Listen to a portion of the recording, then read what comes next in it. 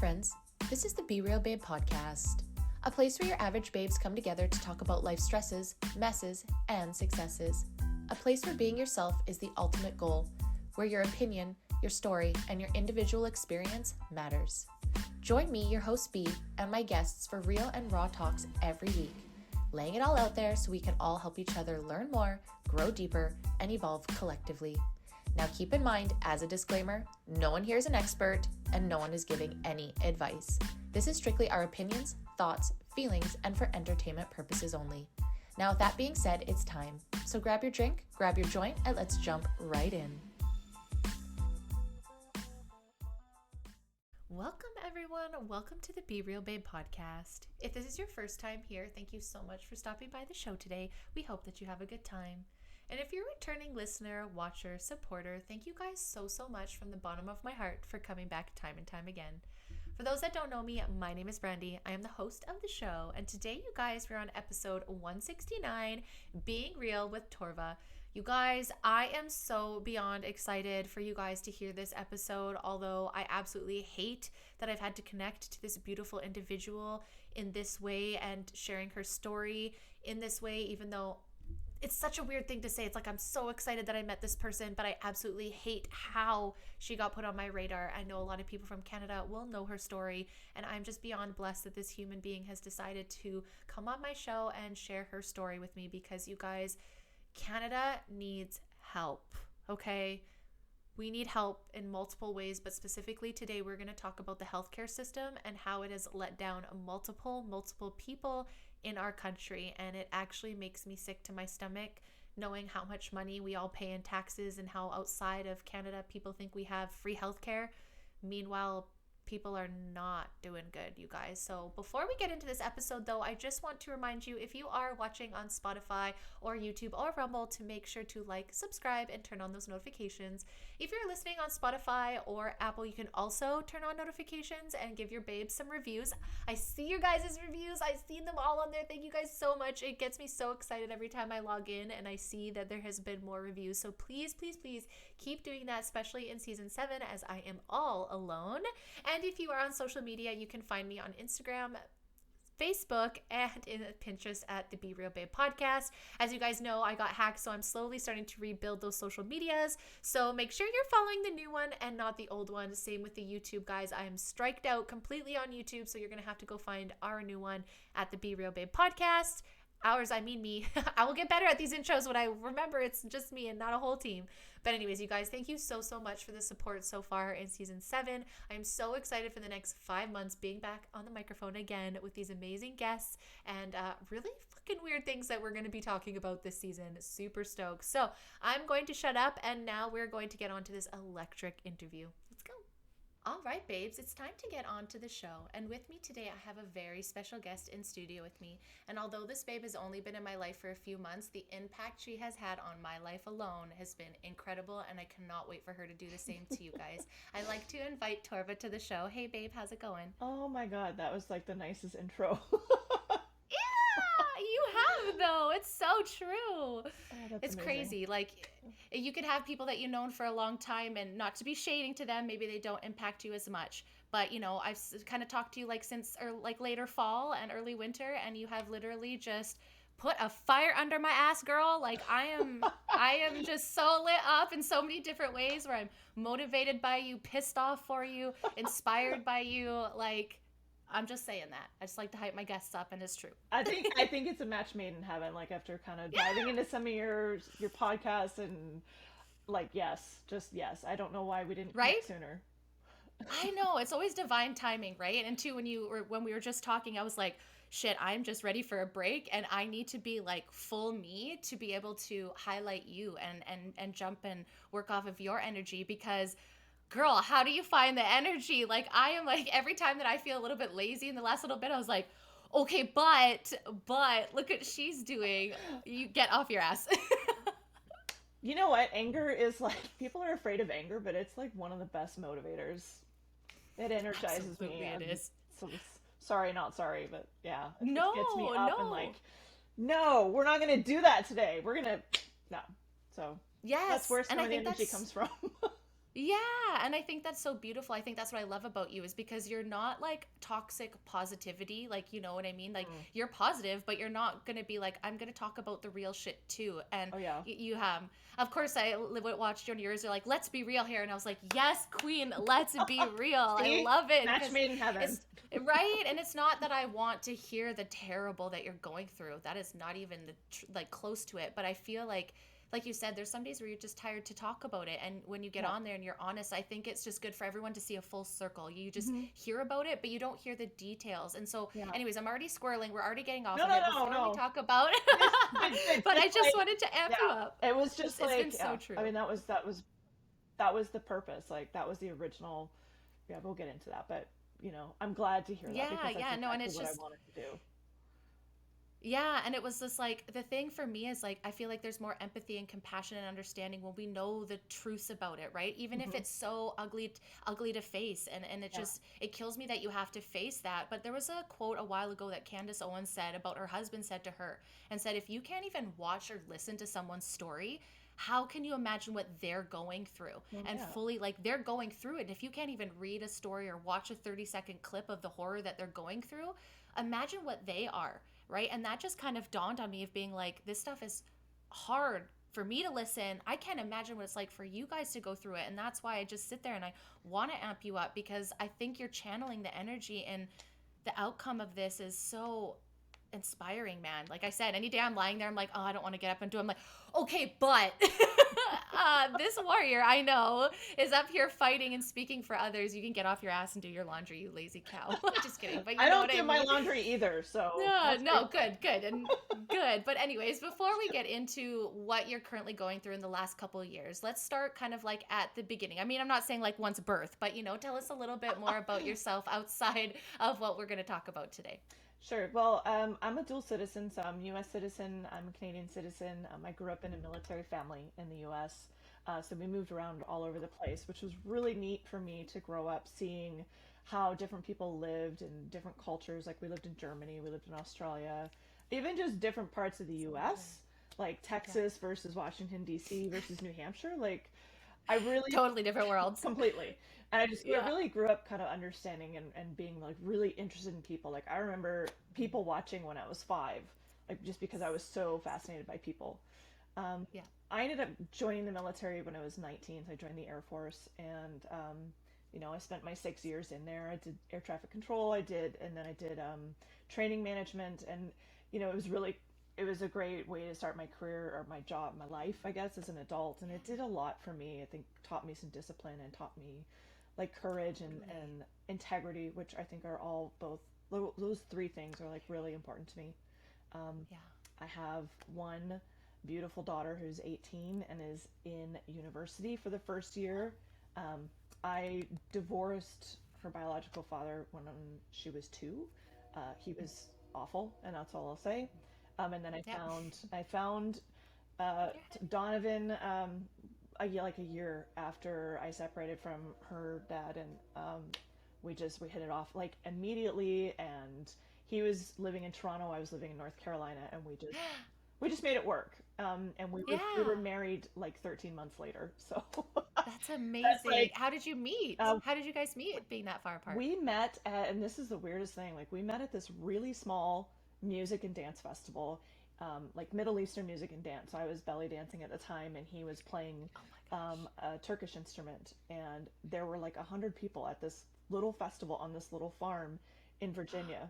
So the odds of us both being there were pretty like, That's wild. yeah, That's universal. it That's was. meant to Oh be. yeah, That's your it's meet totally. cute, right? Yep. Like Hmm. it's just those and then and then it's like okay, well, and then of course at first you're probably like is this too good to be true and it Oh probably just yeah, like validated and it yeah, probably moves so quick that you're like no, when and I'm not yes. trying to be this way, but you understand when your second one like we talked about I'm going on my second marriage and I think it's because where maybe you went wrong the first time and the things that maybe you ignored the first time are not the same, right? Hmm. Like it's a Yeah. completely different experience. And now going to plan my second wedding, I'm like, whoa, this is a totally different feeling. And no shade to my ex husband, like, like, uh, or two, like to some, but even just mine, it's more just like, this is my person and now I'm really more excited. The first time it was kind of just going through the motions of Yeah. being a bride, and that excitement of just being a Mhm. first bride, but not the understanding of like that deep love marriage that I'm feeling now. It's kind of crazy, but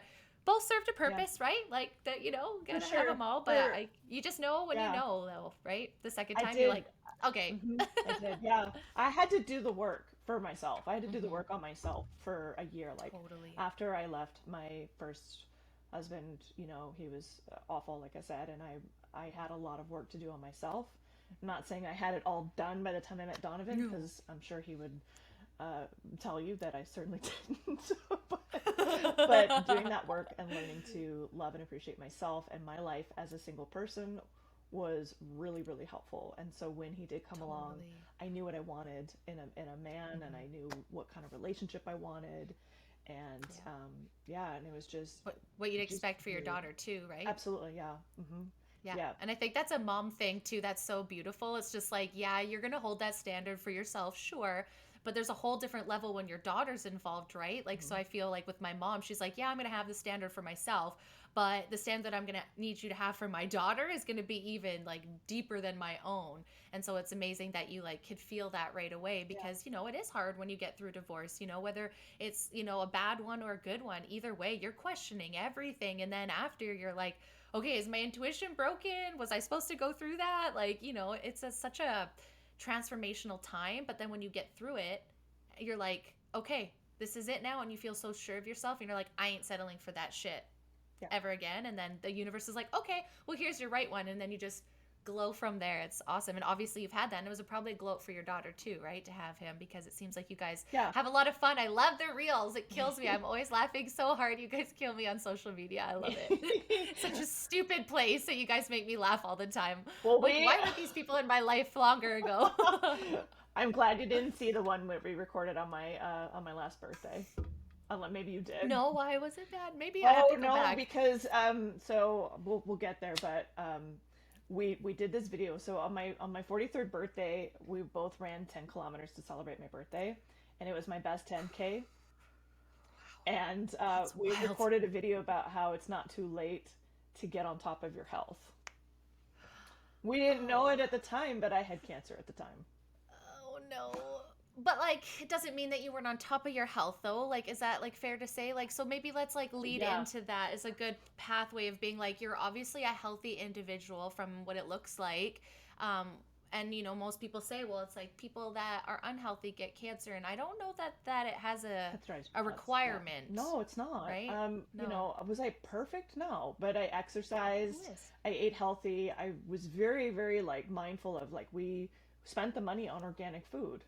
Mm-hmm. I was very like, in terms of meat, it had to be pasture raised, grass fed beef and eggs, that were pastured, and like we were really picky about all that stuff. Mm-hmm. Um, I lifted weights and I ran. I was a little bit overweight, so and that is a risk factor for the cancer that I have. Mm-hmm. Um, but I did a lot to change my health over the years. Okay. When I was 21, I was drinking a lot. I smoked Lord. cigarettes. I Yeah. ate lots of fast food. What's You know, what's food? What's a nutrient? yeah, What's a exactly. nutrient What's a in your nutrient? 20s, Hey, right? this hamburger Yeah. has lettuce on it. I ate vegetables. Yeah. I ate today. How about that? Like, I didn't just have cigarettes and coffee and water, which I feel like is It's like a huge breakfast. diet. It was breakfast, and I feel like that was very perpetuated. Yeah. Obviously you're being a little bit older, but I think we're close enough into the same generation where it was like smoking a cigarette and coffee was significant enough for breakfast and lunch, It and was maybe you touted ate as weight dinner. loss advice. Yes, it absolutely was. And you're like, You want to okay. And lose like you weight? just Have did a it. smoke.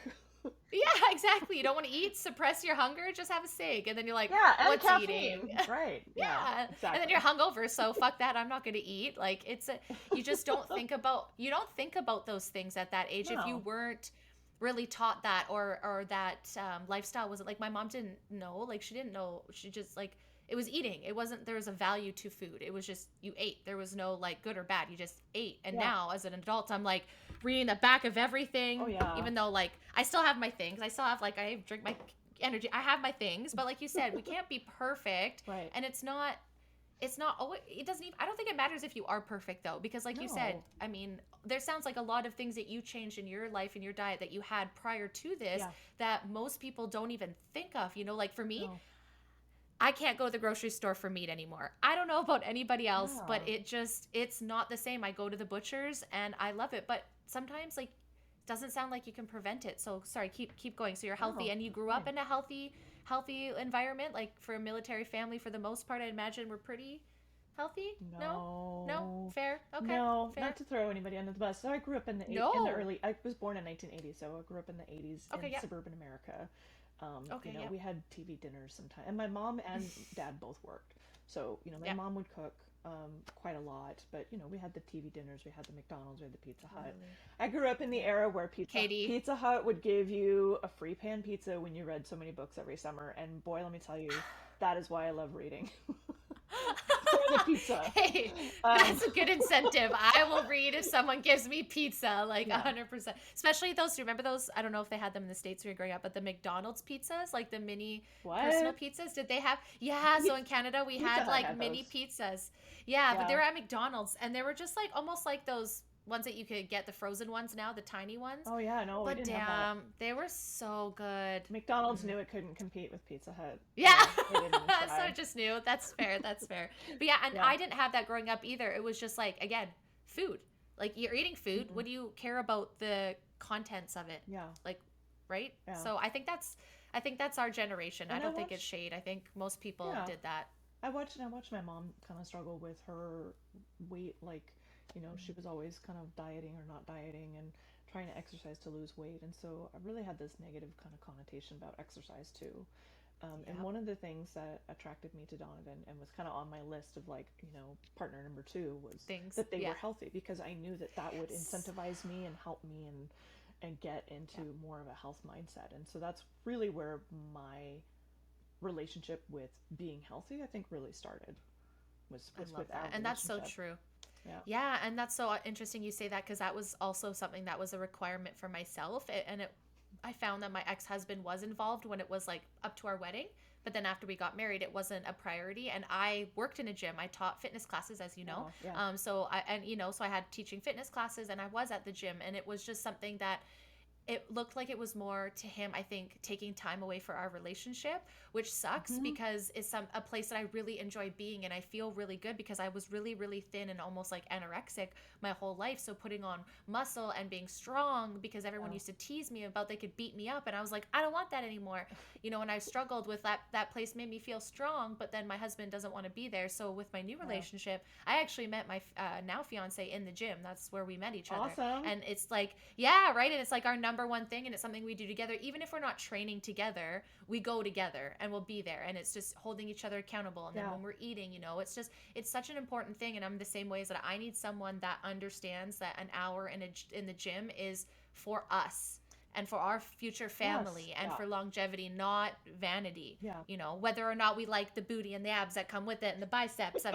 The main idea is because I know that that is going to help me fight whatever my body is going to need to fight. And if you're a healthy person, it can still happen, but you don't just stop. You don't just stop being healthy because, oh, fuck, No. whatever, it could happen anyways, right? You still go, and you Yeah. still, to this day, I see you like already. I'm like, girl, like, are you even healed? Look at you walking on that fucking treadmill. And again, that's why I'm like, get off your ass and go on your bike. They told me I could walk, so I was like, I okay, love I'm that. gonna push that one to the limit.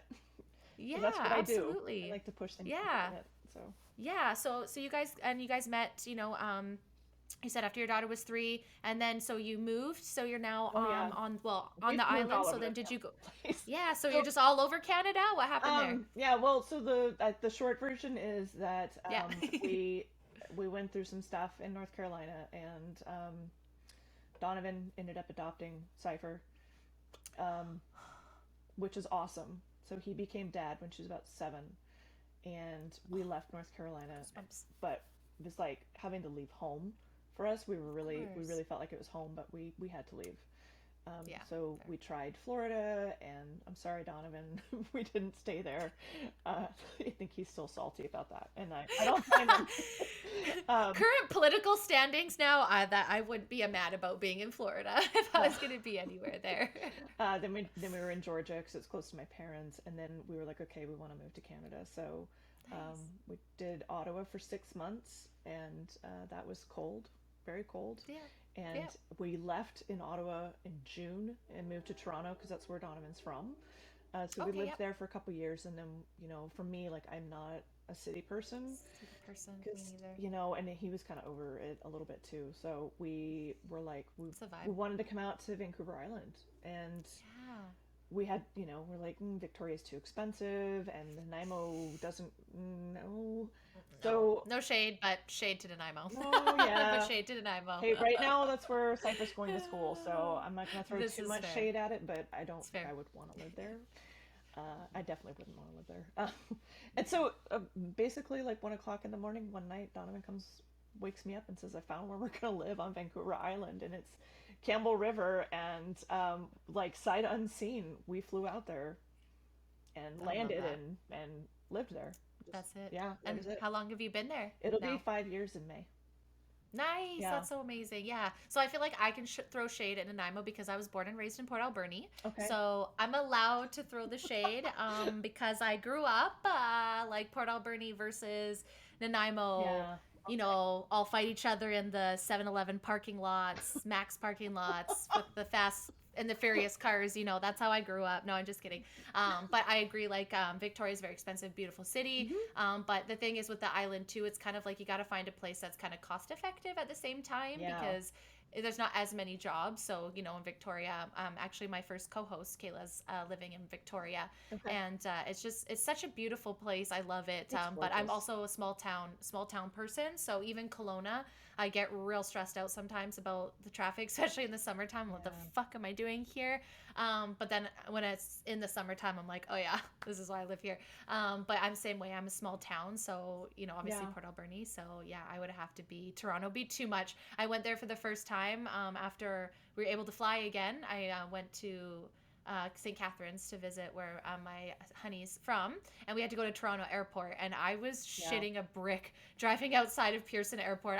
And then we got a Oh my God. Tesla, and he didn't quite know how to drive a Tesla, and so we're trying to figure out how to drive the Tesla in Pearson Airport, and I was literally in tears. I was like, how the fuck do people live here full time? Like, I'm from a one horse It's town, yeah. okay?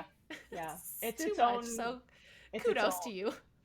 It is its own. And like, I'm sure now when you look back over what happened over the last 5 years, I bet you were so happy So to yeah. not be in that area, Absolutely. right? It's Like, one of the first things we said when all of that started to unfold was like, "Oh God, thank God we are not in Toronto." oh no, yes, because that was the worst. And even though BC was not great, I felt like they were definitely a lot less intense than that area. We moved Yeah. from Grand Prairie, and although they're much better politically, at the same time, I'm glad we made the move because I wasn't happy in Grand Prairie when we left. I was very sad and felt alone. So I felt like the lockdown would have made it worse. At Yeah. least here, I could go outside. So we moved September 2019 to Kelowna from Grand Prairie. Yeah. And it was like Boom. COVID happened like 4 or 5 months after that, and then Yeah. we were unvaccinated, so we couldn't make any friends. So at first, I really fucking hated Kelowna because it's like Yeah. this place Of course. sucks. Yeah. Like, oh, but now I'm over it. I think you always feel that way when you first move somewhere. You're like, this place is stupid, but then Yeah. you find your rhythm, and now I'm like, I'm never leaving Kelowna. Yep. Yep. But I'm so glad you guys found peace in there. The island is beautiful, honestly. Like, It is. if I could do my job there, there's a lot that would bring me back there. It's very you know, like, and that's why I kind of like Kelowna No. because I need a Yeah. little bit more hype, but Yeah. It certainly it's it island was. time. It certainly was. Yes. Yeah. And there's a Now lot it's about probably a it that bit I crazy. love. I love so much about it. The community, the scenery, the nature, and it, relatively on Vancouver Island, it's fairly cost effective. Uh, Yes, but absolutely. But but let's talk about the let's downfalls. talk about So the let's butt. start.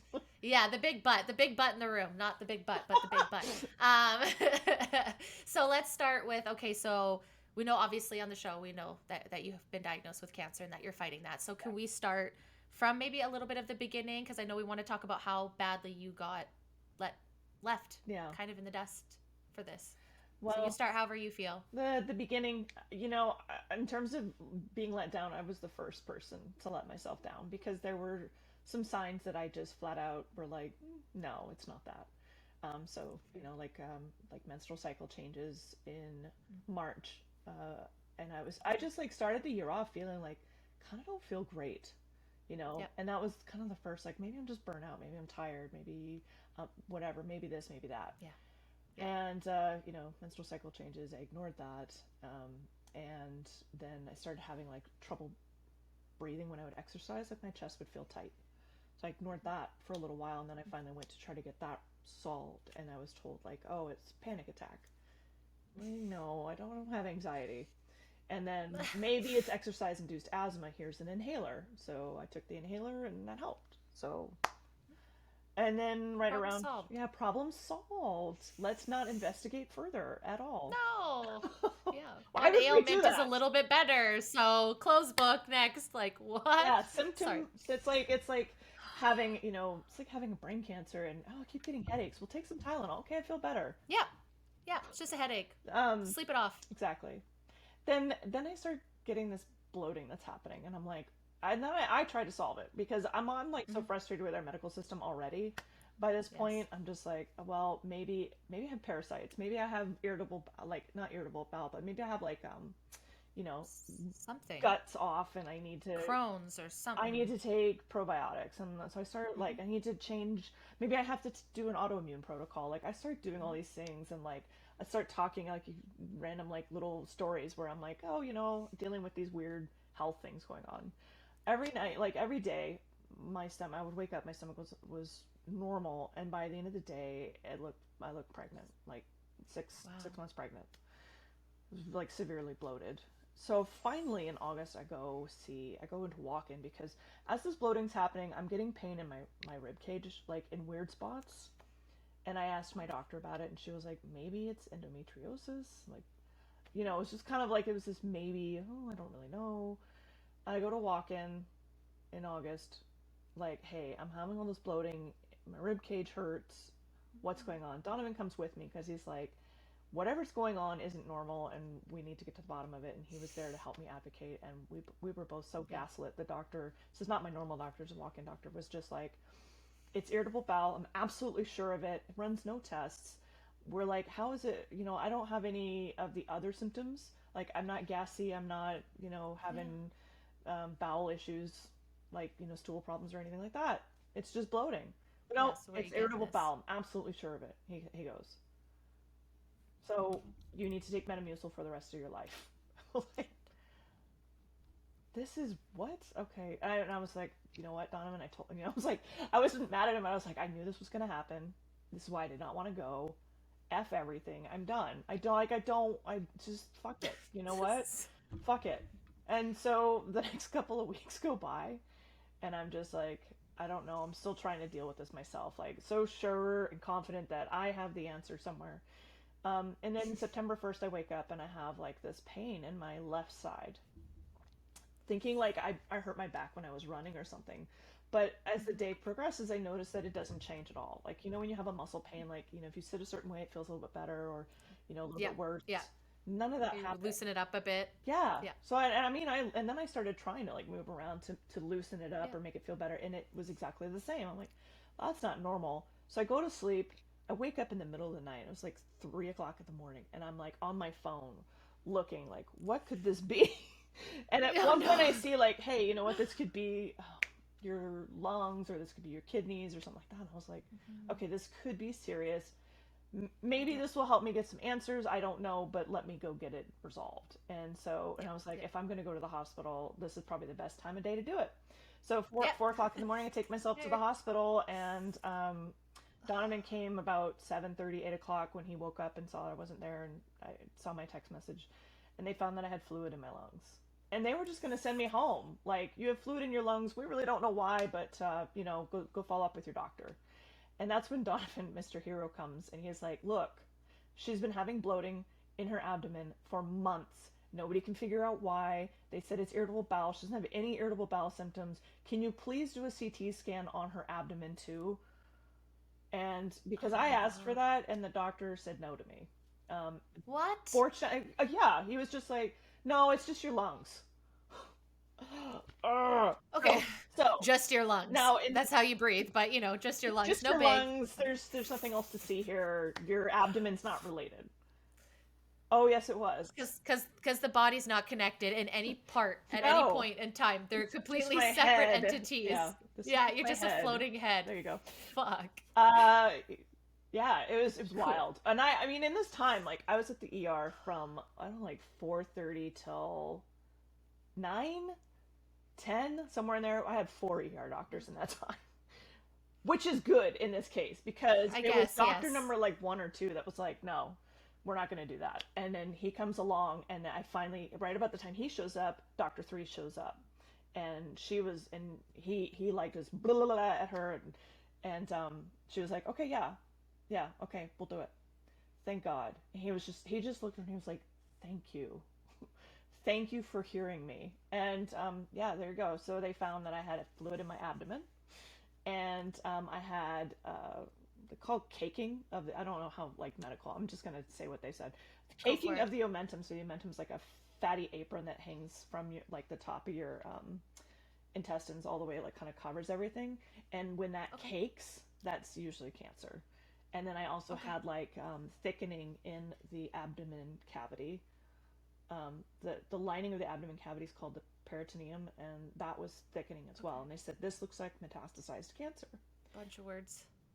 Bunch of words, but they can't And you're diagnose probably it. like, what? Sitting there, like, okay, Yeah, you don't expect that. I mean, nobody expects that, no, And I was just no. like, what? Okay, it's just like I'm just sitting there absorbing it, and Yeah. also not absorbing So it. it's Like, not IBS.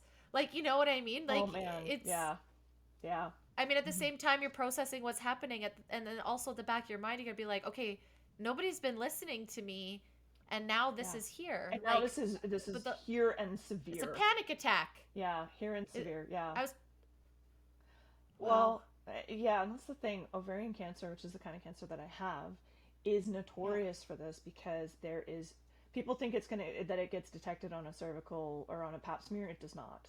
Like, there's No. no test for this, like early detection.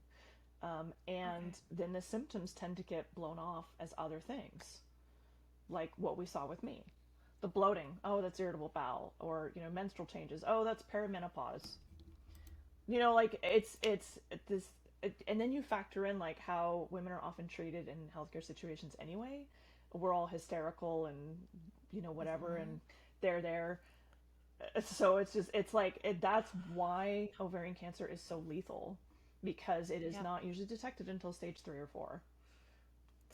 And sorry, can I interject here Of for a second? course. Is that because when they're doing the pap smear, it's going inside, and so that wouldn't have any understanding of what's going on potentially on the outside, right? Because they're not.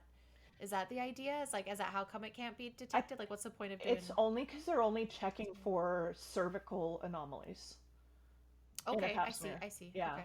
And Okay. that's how I understand. Of course, your ovaries and your fallopian tubes are, like you said, outside the uterine body, and Yeah. it doesn't even accurately, like, wouldn't even accurately detect uterine cancer.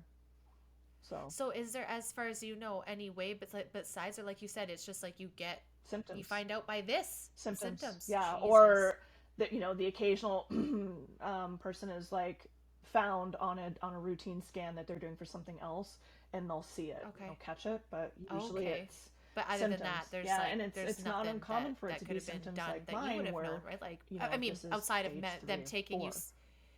Yeah. So that, I mean, so then maybe if they had caught it earlier on, like when you first, like maybe in March, did they say like, did they have any idea like where you would have been at that very first stage, Not or really. like nope, No, no, of no. course, Yeah, I that's would not helpful say for you.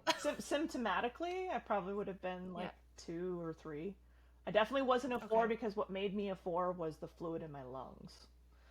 That's the Okay. way they stage Okay. it. Wow. So yeah, I see. So that's just like, is that because it's gradually going outside of its original area? Is that kind of the idea as it grows? Is I that yeah, I think so. So yeah, it's like okay? it's malignant fluid, basically. So like the fluid Mm, in my abdomen started filling up my lungs. Jesus. Okay. Wow. Yeah, And so when you're speaking of March and September dates, are you speaking of I 2023, am. this Yeah, last I year? am. Yeah. Jeez, What a that's year. so crazy. So then, so sorry, you found out about this and you're digesting this in your brain with these big, crazy words. Horrible. Yeah. And that treatment up until that point was awful, and I'm so sorry for you. I know you've heard that, I'm sure, a million times. I No. wish that wasn't, but unfortunately it doesn't get better No, it with the doesn't. care But from there, does it? yeah, here's the great thing. So doctor number 4 was the one that actually Yep. delivered the news. And of Okay. course, I love Donovan. He thinks like 20 steps ahead always. And so he's I there love with the that. questions, and he's just like, Yep. what does this mean? How soon will we see Yeah. somebody? blah blah blah. And and the guy was like, look, I just had a friend go to South Africa to get his cancer treatment, and if you have the means and ability to travel outside the country to get cancer treatment, I would seriously look into that right now. Like, that's not what you want to hear That is not what you want to at hear all. when you live But in free healthcare. free, yeah, free my ass. I'm sorry. We Like, all pay taxes. no. We all pay taxes. Yeah, I Crazy know. taxes. Crazy. My tax bracket is like 28%. So I'm paying That's 28% of insane. my goddamn income, and I had to leave the country to get cancer care. And I think that is the thing that pisses me off the most, because number one, like, I was already pissed off at the rate at which I was taxed, because we have an income disparity at home. Like, I was making a lot of money, Donovan's not making as much as me, and yet, Yeah. like, taxed way up here, even though I'm like pulling more of the financial weight at home. And Should it's be a like, who balance. the hell gives a shit? So Yeah. it's Yeah. not how it No, is in the that's totally States. In the fair. States, you file joint, and that fixes that problem. Yeah. Anyway, Yay, yeah. Canada! Yeah, yay, Yay! Canada. We're going to find every way to take your money and then tell you when Every you way. need something to fuck off. Fuck off. Yeah, get out of the country. Oh Yeah. my gosh, that's so wild. And it's wild because, like, one of my bosses that I work with, it moved his whole family from South Africa because of, their state. And then it's just wild to me that now I'm hearing that there's people from Canada going there to Yes. get cancer treatments. Whether the life is like, I'm not saying that the life is the same. It's just boggles my mind to hear that, there's people moving here to immigrate from here. But then it's like, y'all, are you sure? Because the healthcare system's really not here as much as you. I'm not saying that they're better, but it sounds like if people are leaving the country and going to places like that, it sounds like it might be. And That's it's wild not to just for me. treatment. Like, I don't remember what the article was No. the other day that I saw, but it basically said, like, a lot of immigrants are leaving. They come to Yep. Canada, and then Yep. they're like, F this, and they Uh-uh. leave. Like, No, thank you. when we were in Toronto, we loved to talk to our Uber drivers, because we didn't have a car in Toronto, so we got our own Yeah. through Uber. And like, the one that stands out to me the most is this man from Pakistan who's driving, and I don't remember what his actual profession had been in Pakistan, but it was like something significant. It wasn't, Mhm. and he was like, we asked him, like, how long have you been in Canada, and whatever, and he was just like, I'm leaving. I'm going back to Pakistan No, because no. life is too hard here. I know, what the fuck. I don't get it. I do not get it. And Hey, this is why I think these conversations are so important, for right? Like, sure. this is why, and this is why, like I said earlier, that I want to talk about this with you because Yeah. unfortunately, by design or not, or being fully ignorant or not, sometimes people don't understand how broken a system is until they're having to use it. A family member has to use it, Hmm. but they don't really realize because fair, everyone's working 2 to 3 jobs just to fucking stay afloat. But at the Yeah. same time, I'm like, I'm not comfortable with this. And, like where it hit me the hardest with your story, I was like, excuse me, she's from Campbell River. That's how far from where my family is, where my whole, like my aunts and my grandparents, Hmm. whether I'm in Kelowna, I don't think I have better care up here by any means. But it just hit closer to home Yeah. when I hear Vancouver Island because I'm like, That is that home. could be my Yeah. that's home, that could be my grandma, that could be my aunt Yeah. whose referral got lost or was told go out of the country, like. And I know that's not even the most ridiculous thing that they're suggesting when they're telling you guys of this, and we'll get to that Yeah. program a little bit later. Yeah. But it blows my mind in a way where it's like, at least he was honest, I guess, by not giving you maybe some false hope that I Canada would think, yeah, it's the be most the right honest. path. Like, do you feel like you appreciated that honesty? Absolutely. Absolutely. Yeah. I mean, a lot of, Yeah. I know this for a fact. A lot of people that are in Island Health, and probably in any provincial health authority, but I've heard this specifically about Island Health from multiple people. They're afraid to say anything Mm-hmm. outside the lines because Mm-hmm. there is a lot of corruption and, what do you call it, retribution within Island Health. So I almost like didn't want to mention that the doctor Oh, had yeah. said that, because, like, what if they go back and find out who he is and he gets in trouble? But that's the kind of thing, like, that they're You didn't doing say in names? BC. No, I didn't say names, so Yep. you know. You don't have an NDA. I You don't. didn't sign no I did NDA, but not. these professionals do, and like it's a whole other topic for another day too. Yeah. Like we've seen it with nurses and doctors through the pandemic, and we're seeing it with teachers now with the current ideology, and it happens. And I don't think people again fully understand it until they go into No, it and or they they know someone that's like, I don't agree with this, but I can't say shit because I have kids to pay for, which is Right. also another sad situation to have to be in too, to have to make that fucking decision of, okay, do I just go along and pay for my kids in my life, or do I stand up and lose everything? Like Yeah, I feel that's shitty when you were just starting your career to help people and now you're in this like absolutely. space where it's like help yourself or the people around you, and what are you going to lose? Like that is so unfair to them. I hate that. Yeah, absolutely. That's by design, I'm sure. I'm sure it is too. Yeah, 100%. And it yeah, just it makes me sad, and it kind of makes me excited to see how many people are seeing it though, right? Like in yeah, whatever avenue that may be, right? yeah. It sucks, but more and more people are like, for me, my wake up to the medical industry was birth control, and being Yeah. told that that's safe and effective, and as a 37-year-old woman I can't have a baby, and I'm like, you, I have a healthy life. Oh man. there's no reason why. Other The only than reason would be that I've been fucking around with birth control for 20 years, I'm gonna right? segue And on so that. yes, I want please to do segue in go birth for it. control because that was Yeah, actually part of the story too. So, of course. in 2021, all of a sudden, like my menstrual cycle changed very suddenly and became very Interesting. heavy. And Hmm. I went to the doctor about it, and she was basically like, the only things we could do is either ablation or an IUD. So at the Mm. time, I was like, it was so bad. I was like, fine, put the IUD in, the hormonal IUD. Yeah, of That course, of actually course. is supposed Yeah, to of course. prevent ovarian cancer, or it's like a it's supposed to help prevent ovarian cancer. I'm not saying it's like end all be all. So I actually had Yes, it taken out but in oh, June. So I started having symptoms, one of which, like I said, was my menstrual cycle was like too long. And so I was like, okay, well, this thing isn't working, so yeah, take it out. And we feel like yeah. that probably accelerated things once I did that. But, the whole thing is like, why did my menstrual cycle change in the first place? That could have been ovarian cancer starting right then and there. And then, I Hmm. had the IUD put in and it just kind of like capped it. I don't know. I mean, I'm not like, Yep, nobody yep. knows because nobody looked, Nobody right? I mean, knows. yeah. Yes. Yeah. So And anyway, that's so interesting that you say that, because to segue in another way, my stepdad's mother passed away of lung cancer quite a while ago, but she was a heavy smoker. yeah. And what I found interesting about her cancer is that when she quit smoking, that's when she got the cancer, and it hit really, really hard.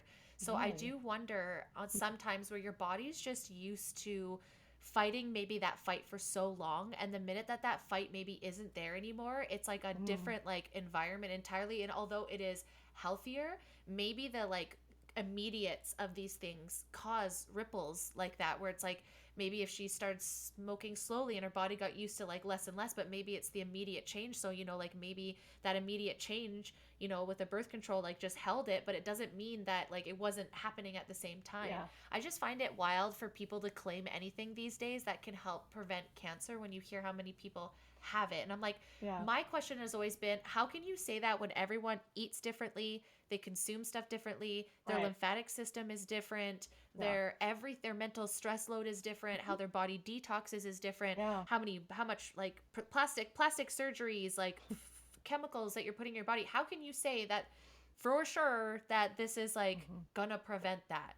Did Oh, it for like, sure. so in your case, did they took that as a negative? Like, okay, did they follow through with you and was like, oh no, she got an IUD and she got ovarian cancer, so this is, no, probably not. They're My, gonna I pay mean, for the studies my, that like no, speak, no, no, they don't right? actually, no. No, no, no No, study right? was done or anything. My GP made a comment about it, No. like, oh, that's supposed to help prevent that. And it's like, and then I think my gynecologist also did, but it was like, just kind of like, oh, that's weird. Yes, it is. It is And very in those weird. moments, don't you wonder, like, what are you, don't you want to know more? Like, that's it? We done? What are they Oh, going to do with okay. that? Yeah, I don't think they would I have anything to do with know. that information. So, I yeah, I would know. like I them guess for to. me, I'm just like, I just like, I'd be such a nosy bitch. I'd be like, what do you mean? What, I need to write this down. Like, I don't know. I guess that's why I'm not a doctor, but I find it so strange when people tell others that, oh, that couldn't be it. And I hear that with breast implant illness all the Yeah, time. Oh, it can't be your implants. How the fuck not? How can you just yeah, say no? right.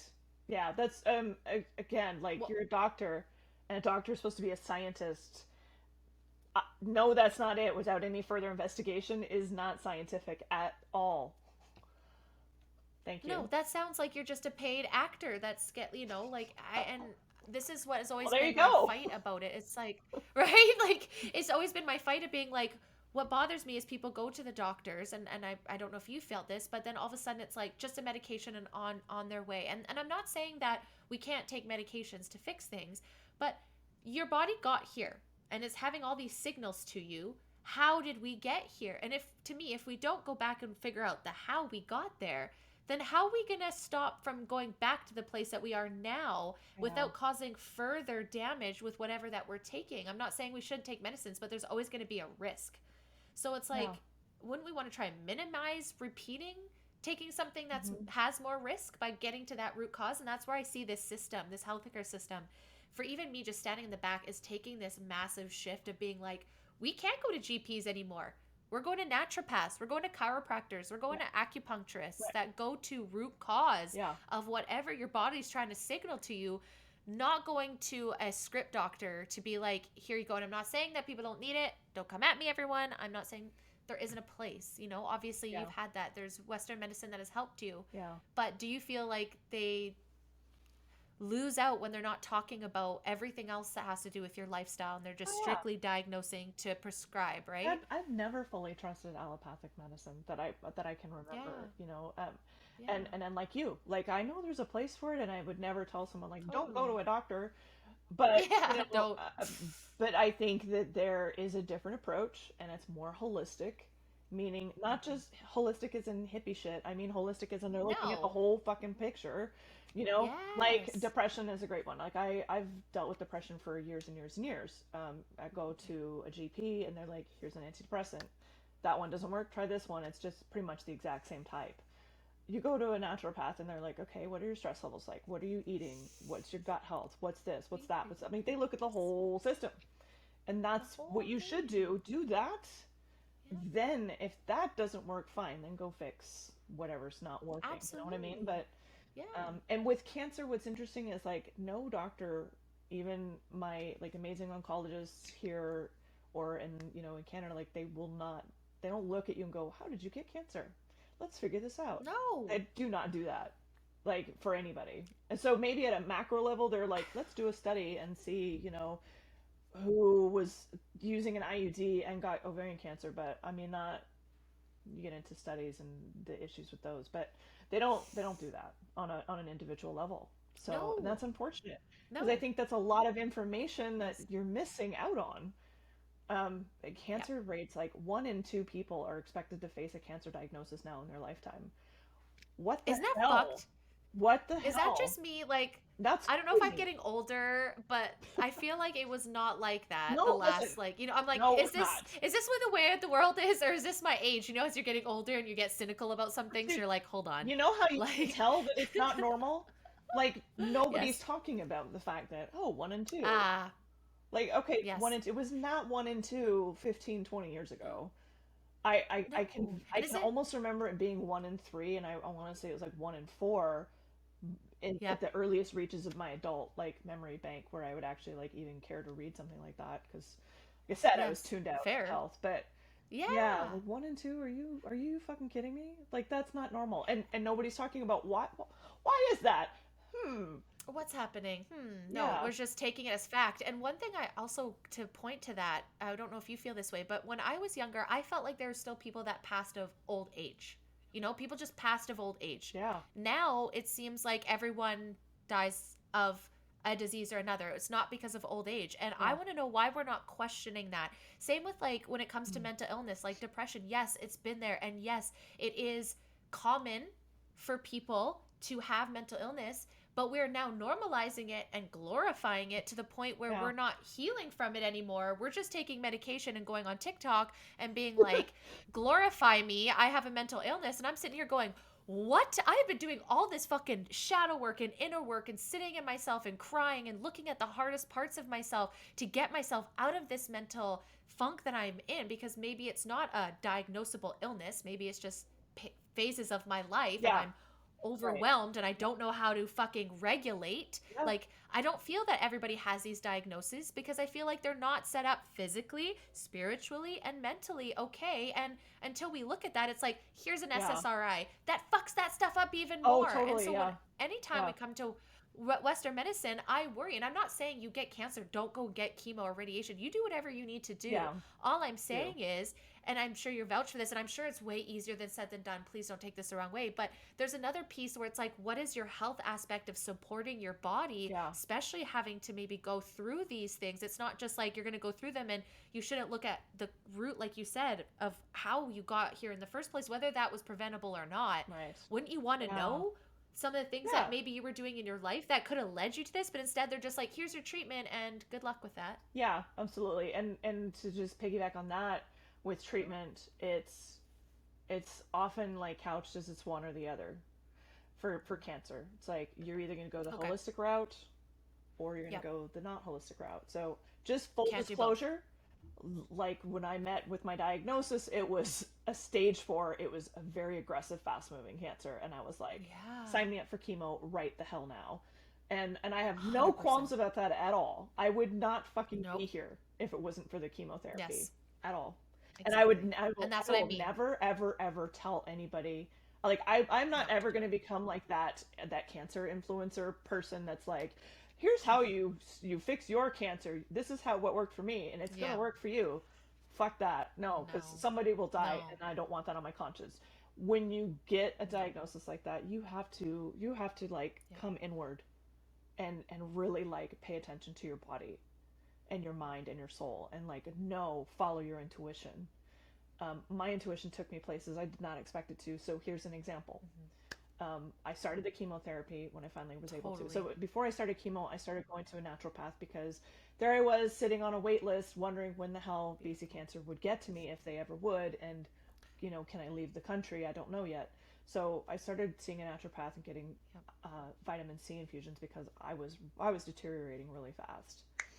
No doubt. When I No finally doubt. when they finally came down to the States, like, and I was taking all these supplements too. When I finally came down to the States, like before I even started the chemo, I started to get this gag reflex with the supplements. When I started chemo, and right after I started chemo, I saw I'm going to University of Washington, which is connected to Fred Hutch Cancer Center. They actually have Okay. naturopathic care in the facility that works. Like these are, what do you call it? Naturopathic oncologists. Like they are fully integrated. They Wow. understand oncology, they understand naturopathy.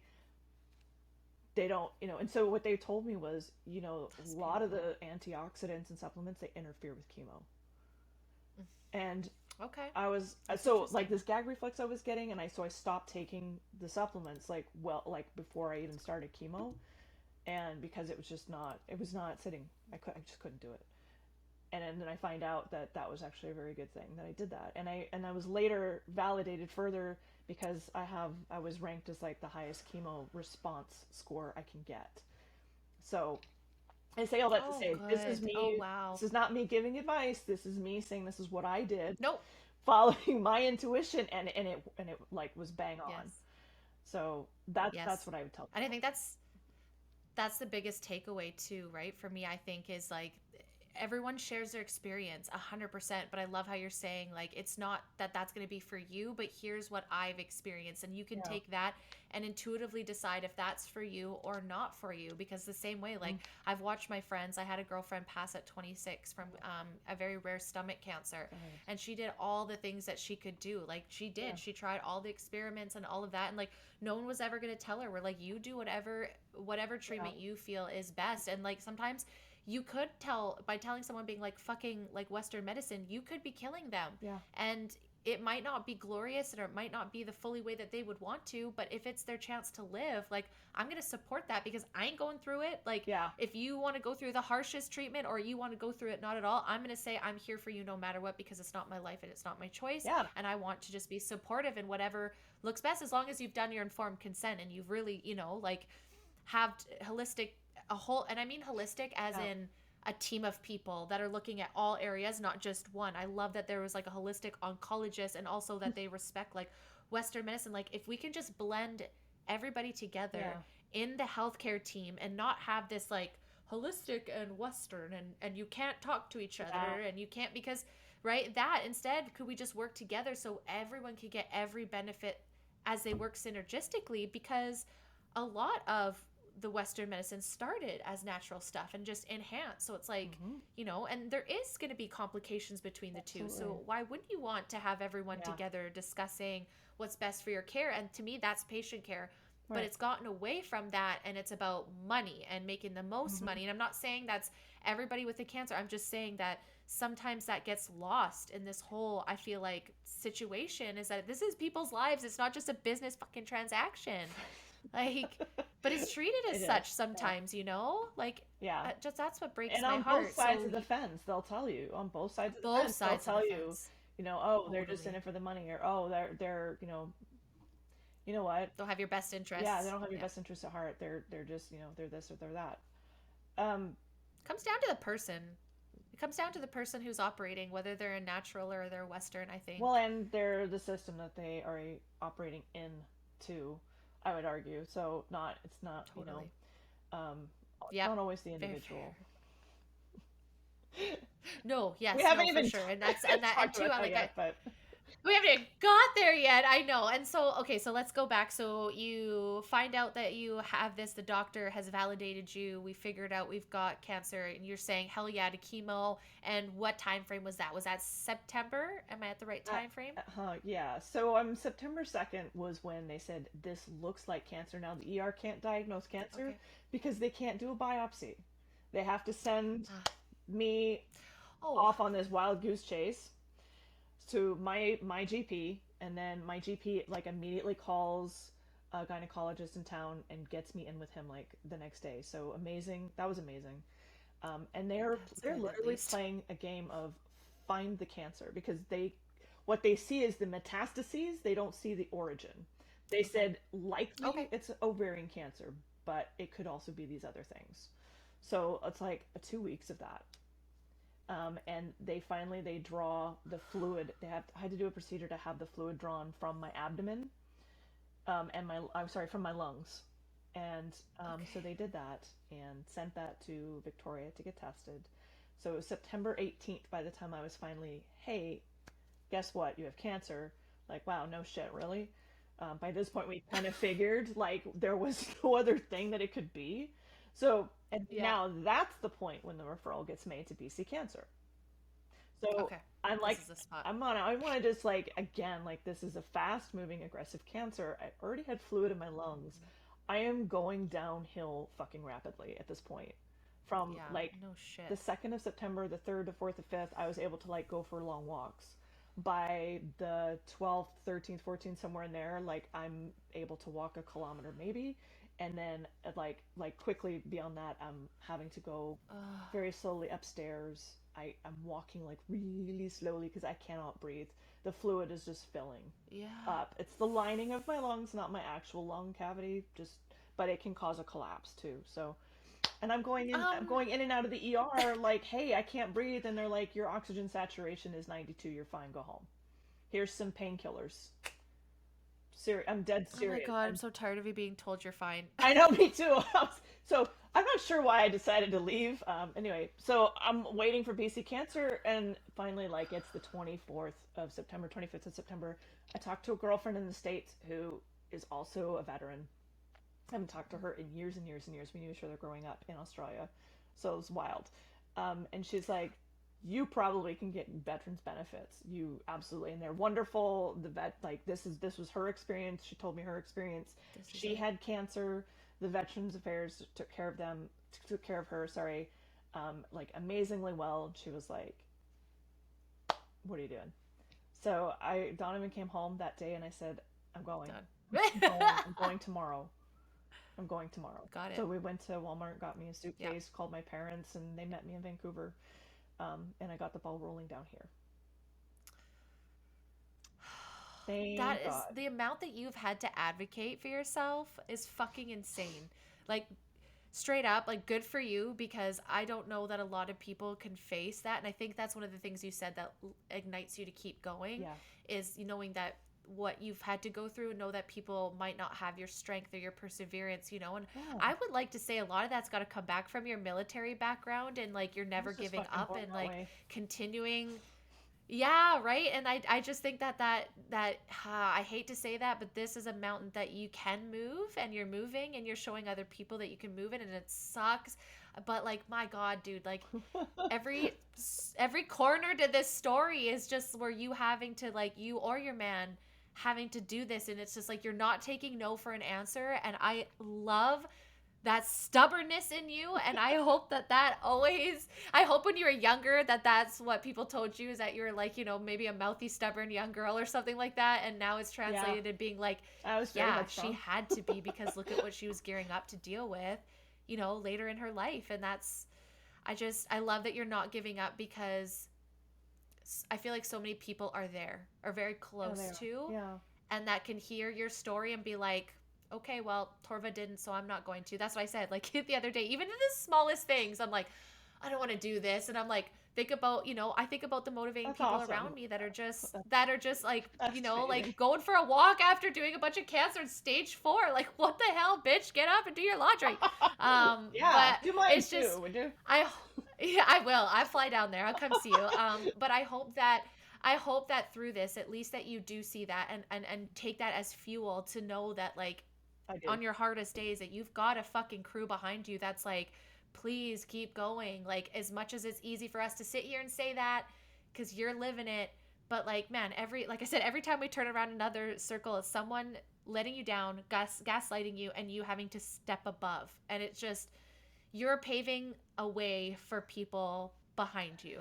You know that? Like, I hope you know that. That's amazing to hear. I mean, that's what I hope. I hope that I'm helping people, and I said, I'm certainly gonna speak up for other people, because I absolutely was born that way, to be a loudmouth. I have like I'll Or- have pretty soon. I'll be coming out on Humans of Campbell River, which is on Instagram, and I just cool. like kind of wrote my story out there, and you'll see in that story, if you read it, how I really was always a challenger growing up.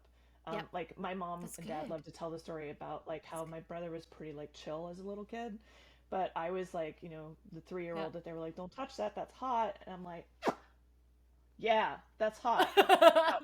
Fuck you. Yeah. Fuck, that Watch me hurt. touch it, Why didn't you bitch. tell me it Yeah. hurt? But yeah, so that's who I am, and Same. God love anybody who can put up with me Yeah. being like that all the time.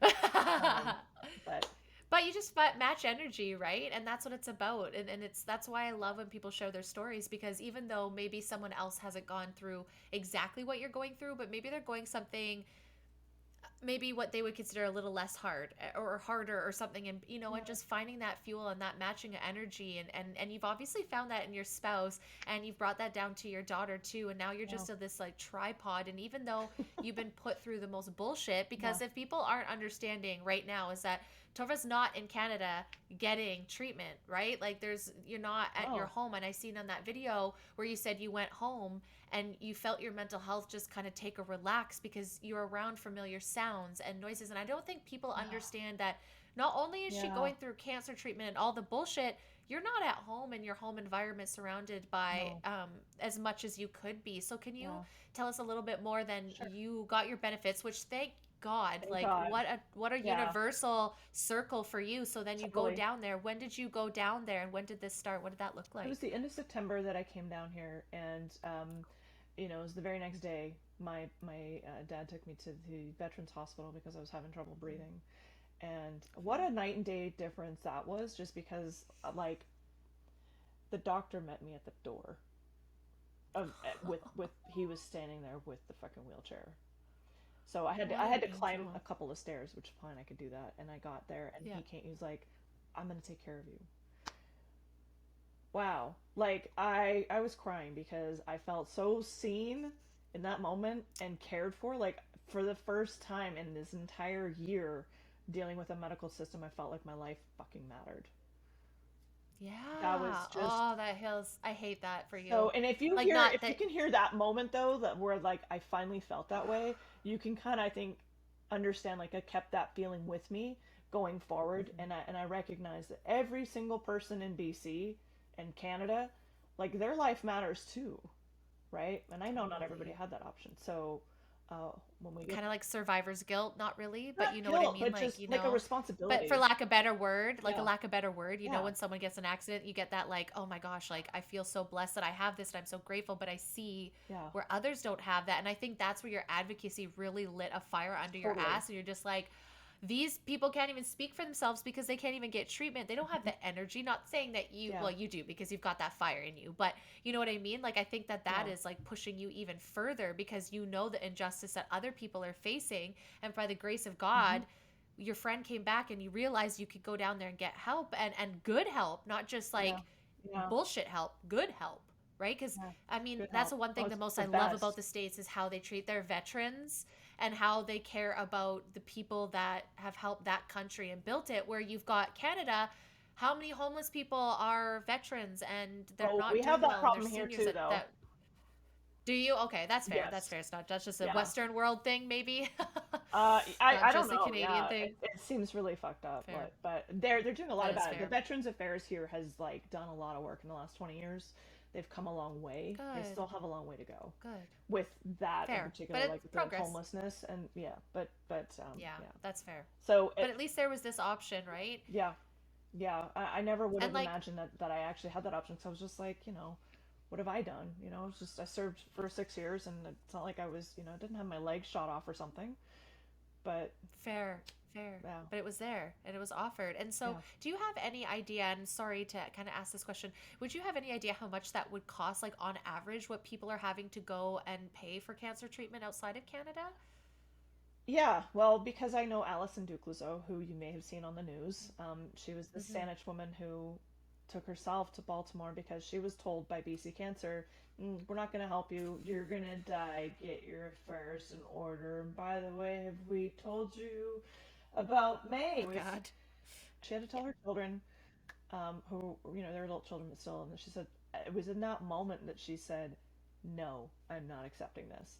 So she starts calling around different places. She called a doctor in Taiwan, and then she called Dr. Sardi at Mercy Center in Baltimore, and she flew there. And anyway, long story short, she got treatment. She got surgery and heated intraperitoneal chemotherapy treatment, which she never would have gotten in Canada ever, even in the best circumstances, because it's not offered for her type of cancer or mine. And I had it too, but that's another story for another day. Anyway, that two and about $200,000 is what she spent. two hundred thousand Wow. dollars.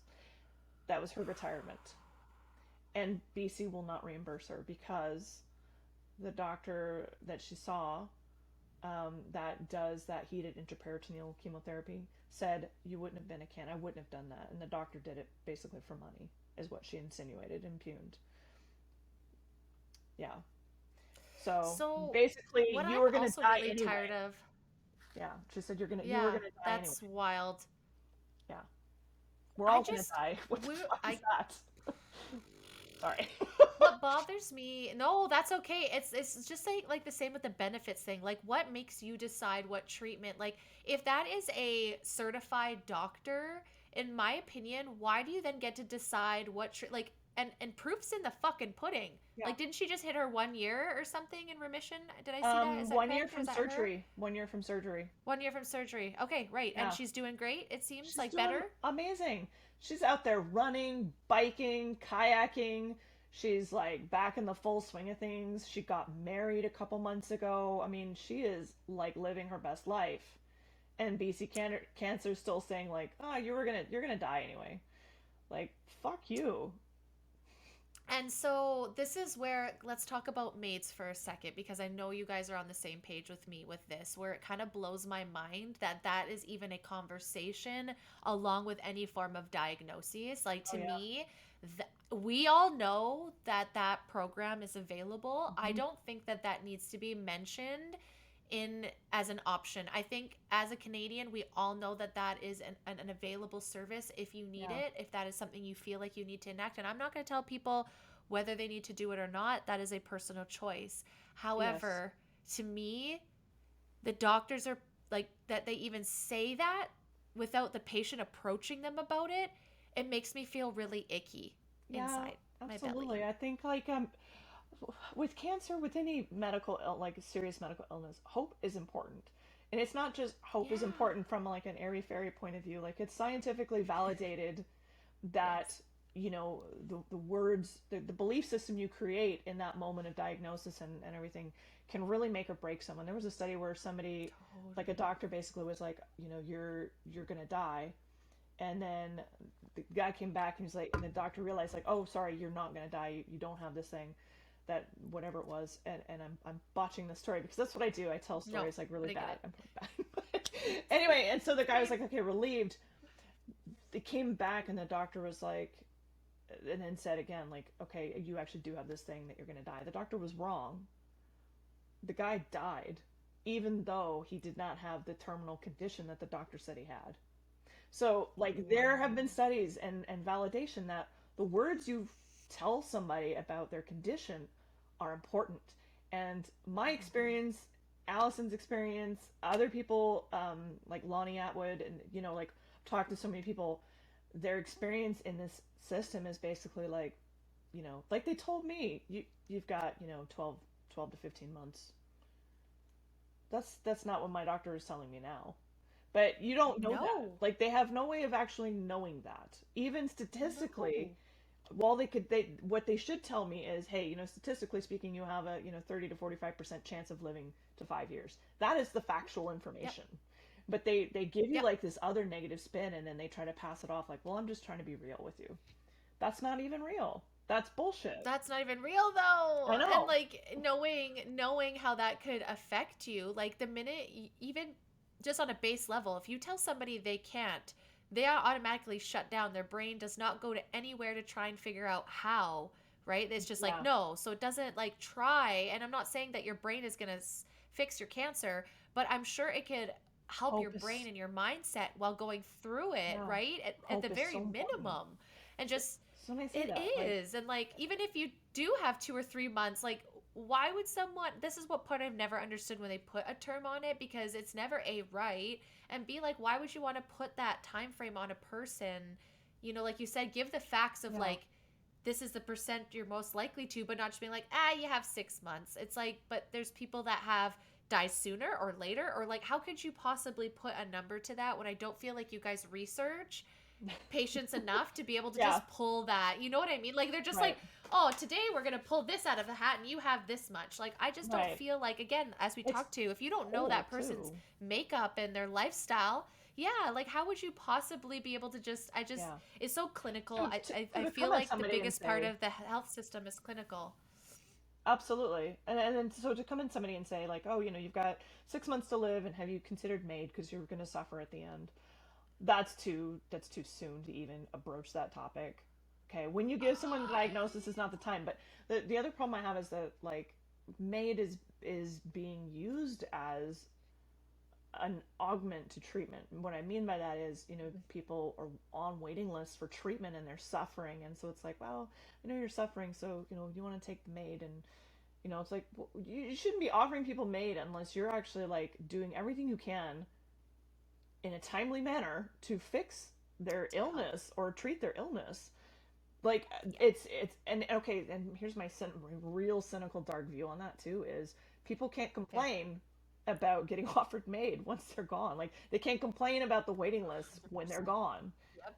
Yep, doesn't afford anything. Actually, one of the Yeah. biggest parts, because we did an episode on this just before, because this is before they said no to the mental health, but they were wanting to push it. And there's Yeah. actually That's someone terrible. in Quebec that wanted to push it to mindful minors. So meaning that people that are teenagers with mental health Oh my issues could then God. apply to MAID. So Okay, a mature minor like that is that's bullshit because minors like even at 18, 19, you are not the decision making capabilities in your they brain are not are. fully formed, not until you're like 25 or 28 or Yes. somewhere in there. So there's no such thing as a mature minor who can make a decision about whether or not they want to end their life, and all you're doing basically is giving them an easier way to end Yep. their life instead of giving them help. And we were just talking about That's like super frustrating. naturopathic care, like holistic care. That's absurd. So you're going down to the States and now, so are you finished treatment? Like, how are you feeling currently now? We're in I'm January. still in treatment. Okay. Yeah, I'm still in treatment. So, for mine, like it's 3 chemo treatments, then like major holy shit surgery, and then 3 more chemo treatments. So I've got chemo treatment number 5, the second of the second set of 3 or whatever I just said, is coming up next Friday. Okay, yes, that's And right. then I have one more after that in early March, and then I have like my scan, and then I have maintenance treatment after that. So they don't tell you about this when you start. Oh, There's a yeah. maintenance regimen that will follow, Okay. and that's going to consist of like an oral chemotherapy drug and or possibly continued infusions, which I will actually be able to get Oh, up in Canada. okay. So I'm going to go home. But yeah, so So you're still down there for finally, a bit. yeah. But I'm going home to visit. Yay! And it's not all fun, but I'm going home to visit towards the end of the month, Nice. because we're moving into a small apartment Right, so we that's can right. sell our house. I'm sorry to hear that. Yeah. Yeah. So And that's what people yeah, again aren't getting, yeah, right? Like the sacrifices you guys yeah, have to make for that. Not only like great that yeah, those benefits covered you. So that's one thing that you don't have to think about. But you obviously can't work, right? And being like you said, you do make mhm, money in the household, yeah, so that is, attaching to your bottom yeah. dollar. So from my understanding, you guys are selling the house and moving into a smaller place to just not stress out as much about the finances. Is that correct? Yeah. Well, we bought our house at the top of the market too, and closed the end of 2022, or excuse me, the beginning of 2022, and we got into a variable rate mortgage because it was like, oh, if it goes up, it's gonna come right back down. Don't Yeah. worry about it. Yeah. Okay, that didn't That happen. didn't So our happen. mortgage is, every time Pierre is going to say people are going to be in double, having mortgages that double, like, no, we already did. Yeah. Our mortgage is just about double. So we're like, we were holding on by the skin of our As teeth it was. Yeah. before I got cancer. And then, so when I had to stop working, it was What like, else do you do? okay, how long can we keep this up? Yep. And, we've had GoFundMe has helped us kind of cover some of those costs. And we still have a GoFundMe running. So if Yes, anybody's please. listening and Yes, please drop. they want to donate, we would certainly appreciate that. They can go to my Instagram. The easiest way to do this versus giving you like the whole Yes. long URL. That's fair. Go to my Instagram, which is at Torva Logan, TorvaLogan. And there is a link in my bio which will take you there. Yeah. So, but we also, it's hard for everybody right now. So we are downsizing so that we can go forward, and also so that I can step Yeah. more fully into coaching, because this whole journey for me, when I actually got the confirmation of diagnosis, I have this weird picture of me where I'm just like serenely on at the hospital, like looking out over the ocean, just like with this look on my face, just like, yeah, life's cool. It's so weird. Like I literally just got that diagnosis, and it was just me that got the confirmation Yeah. first, and I had to tell Donovan later. But it was just in that moment where it's just me and the knowledge that I had this cancer, and I have this like serene experience of Yeah. knowing that whatever happens, it's just in this moment, like whatever happens, I'm going to be okay, and I have a purpose in this. I was already doing some life coaching That's and business coaching at the time. I had focused on like confidence and things like that. Big surprise. Um, and obviously, if you followed my story, and we haven't really gotten too much into me trying to take on the BC government in this conversation, but I have had so many purposes come forward with this journey. So the other kind of upshot to us downsizing is it allows me to focus in on the coaching and in that purpose more, which I'm really excited about. Mm-hmm. Mm-hmm. Yeah, and then you can have that where you're not stressing about producing and making money, so you can start your business and help people, and then the Yeah, rest will not as follow, much. Yeah. right? Like, especially Hmm. when you follow your passion, right? Yeah, definitely not. But at least there'd be, there's like an energetic feeling sometimes too when you're giving a service. Maybe you're not making as much money, but when you're Yeah. helping people, as much as it doesn't pay for your electricity and all that, there's a exchange that you have, even just having conversations. Like, if anything, I lose money podcasting, but I get so much more out of it in the connections that I make, the understanding, the everything is so much more than the financial gain to it, that sometimes those things you do have to kind of like let it go, but it's so frustrating when inflation's so high. You're like, man, if I had done this like 5-10 years ago, it'd be so much Yeah. easier than it is now, but Yeah. that wasn't the time. And I love that in that moment it's like you had a universal understanding of like, this is gonna suck, but I'm going to come out on top whenever that may be. And I'm going to take this Yeah. pain into power, and I'm going to use that for purpose. And I think so many people just can't see that, which is totally fair. But those like high energetic, high vibe people, they're just immediately like, okay, this is bullshit. And then, Yeah. and I just feel like you're like, okay, reality, Right. what can I do? And I just think that's so amazing. Like, and I know you obviously have to take a little bit of Yeah. time down as well, but I feel like you're like a no fuck around person. Like, I got time Well, for I this don't. shit, I mean, that's a Like, funny thing about. Okay, so I had that belief, but I mean, and I'm not into toxic positivity at all. Keeping it real, like that was totally. a moment when I had that belief, and that moment came back, and I would Of have course. those moments. But I also had like this trajectory of where I was going downhill really fast. Did not have chemotherapy or treatment in front of me yet, Absolutely. and I was saying my goodbyes. I was like telling Donovan all my life's regrets. Like I mean, I really thought I was gonna die. And even when I came down here, Yeah. we were scared like we wouldn't see each other again. Like I would die. Yeah. Yeah. And that's the part that broke me listening to him talk about it, is like just watching her go away like on the ferry with her Yeah. parents, and like It was just not knowing what the next step is, right? Like that's got to be, you guys are so strong for that too. And I think that you guys met at the time so that you built that relationship to yeah. go through this together, right? To know that no matter what, you were championing for each other, even in different Yeah. countries. And I just like, I can, and it was around through Christmas too, right? Were you guys Yeah, he together came at down here for Christmas? Christmas, so it was in which I Good. was in the hospital on Christmas Day. I was still recovering from surgery. And it was like the coolest feeling to have him there Christmas Eve.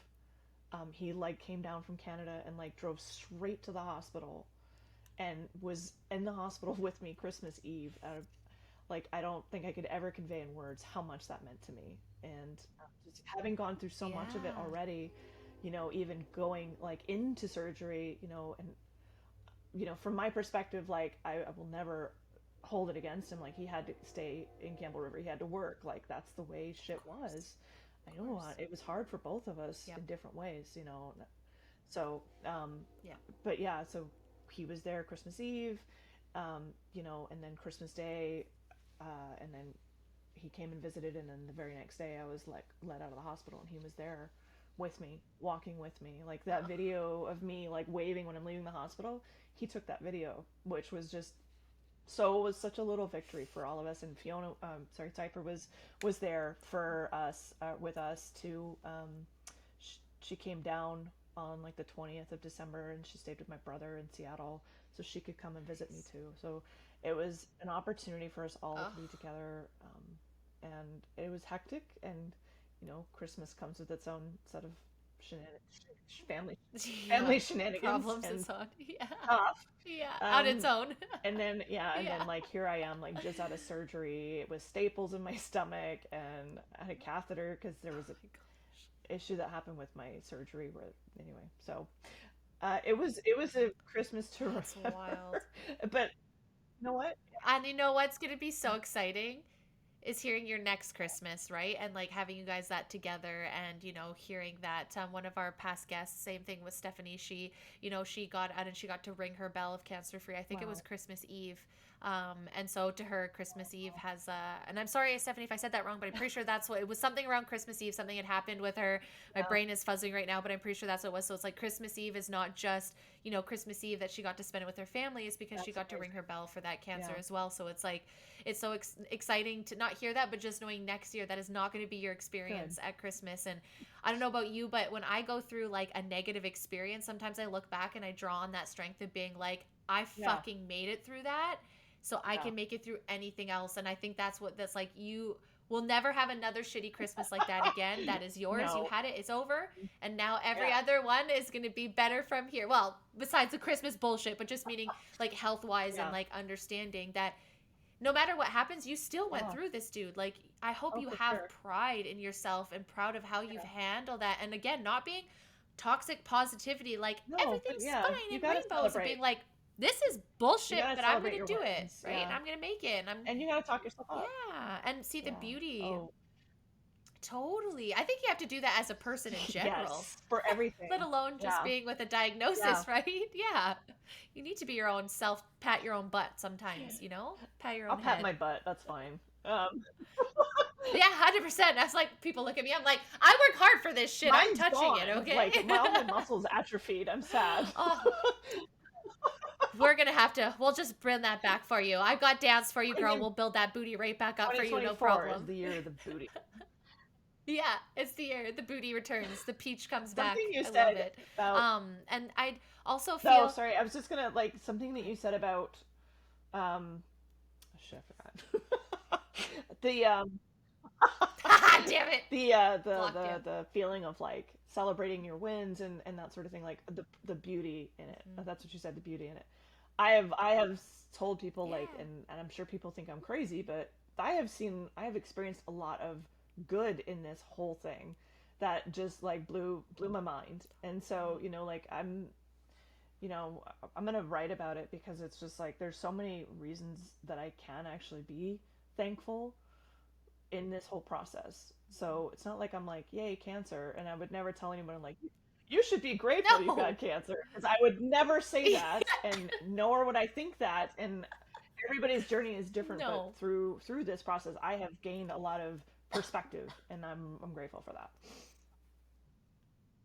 Totally. And I think that's such a beautiful space to be because you can consume yourself with the negativity and it will, like you said, mindset of that Yeah. hope, right? And I know that that can be so easy for me to say sitting here in my home completely not understanding that experience, but Yeah. that's what I hear from other people is like you have to look at the beautiful parts, and there's going to be a part when your journey that you're not going to see that, and I don't think you're supposed to. Like I think there's a part of your journey that you're just supposed to see the absolute Yeah. darkness and negativity because then you burst through Hmm. that, and then you have like that awakening, So whatever good. that looks like, and then you look back and you're like, my darkness is what actually makes me who I am today. Like, some people will, and I'm not saying I have a story No, like we yours all at have our all, so please stories. don't. But if I say, right, and if I express some of my experiences, some people are like, oh, I'm so sorry you went through that, or I'm sorry you like had an alcoholic father, and I'm like, yeah, but great, thank you. And like even let's say my mom, as we're working through stuff, she's like, I'm sorry that I did this when you were younger. I'm like, thank you. And that's really important that you're self-aware and that you're going to work and understand your piece in that.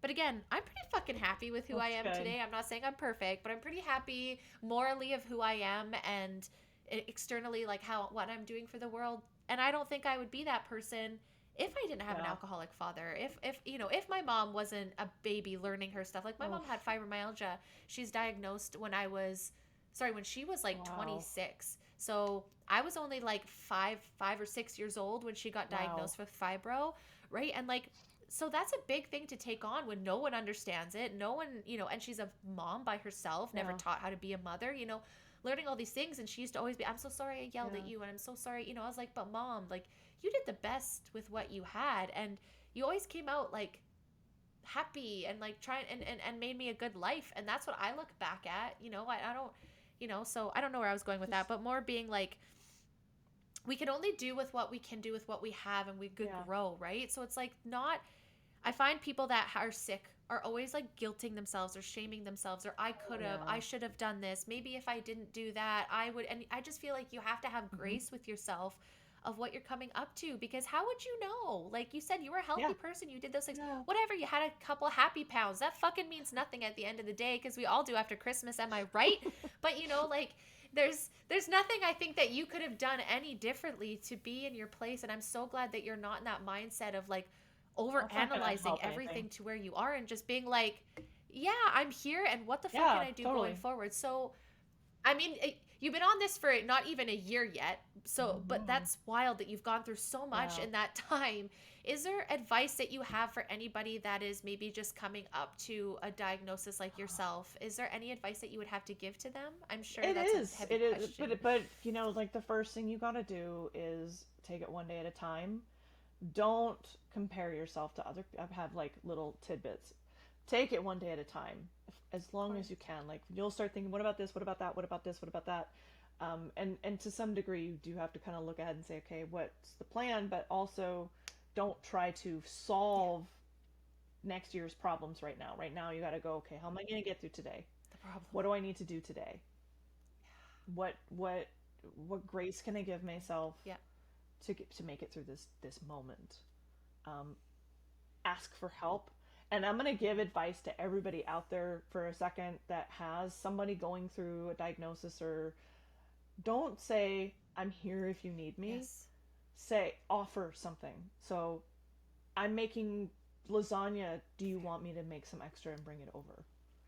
Be specific in your offer to help, because most people are not going to pick up the phone and say, hey, I'm hungry, I need this. Because not because they don't want to take you up on your offer of help, they just don't know what that looks like for you when you say, if you need anything.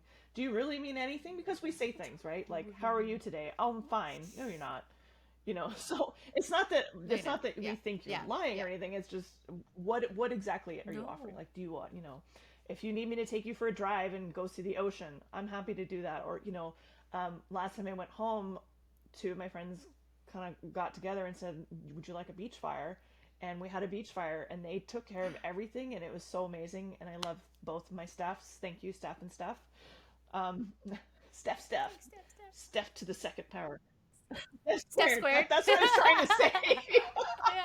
God, I got it. I got you. I got you.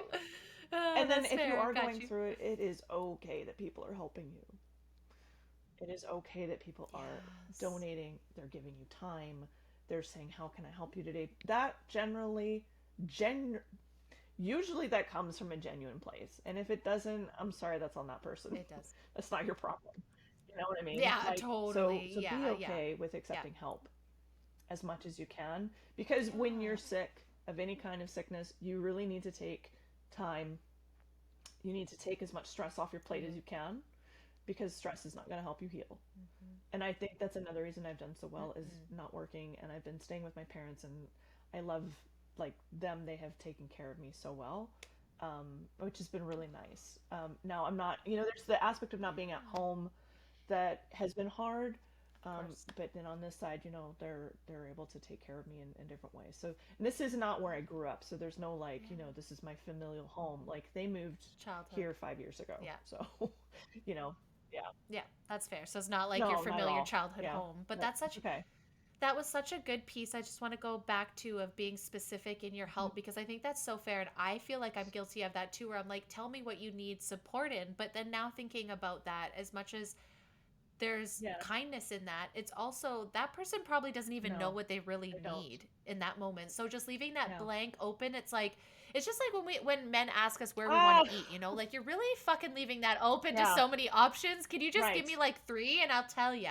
So it's like, even if it's just say like, hey, I'm here to support you. Do you need something to eat? Do you need to go Yeah. somewhere? Yeah. And maybe giving some suggestions, and then leaning on you guys to be like yay or nay. Or do you just need me to be here? And that's something that I learned in my relationship, where how men are always trying to fix everything. And sometimes you're like, just fuck off. I'm just trying to talk. Right. So I just ask Grant when I'm in a situation and I am upset and I'm in my feels, just ask me, like, how can I support you? Do you just need me to listen, or do you want a solution? Like, give me those 2 options, and I'll say, hey, just fucking listen. that's Like, good. don't come at me with your solutions. I just want to Yep. bitch, right? Or if I'm like, Yeah. do you want support? I'm like, yes, I need help figuring this out. Please give me what you think, because I don't want your unwarranted opinions about a situation about work Right. that you really can't fix. Yeah, I just want to bitch about it, right? And then we get in a fight about his stupid suggestion, and Right. that And then gets he nowhere. feels like, But what the it's fuck? really I'm trying to just help you. understand. And you're like, I don't want your fucking help. Yeah, you dumb bitch. Yeah. Never.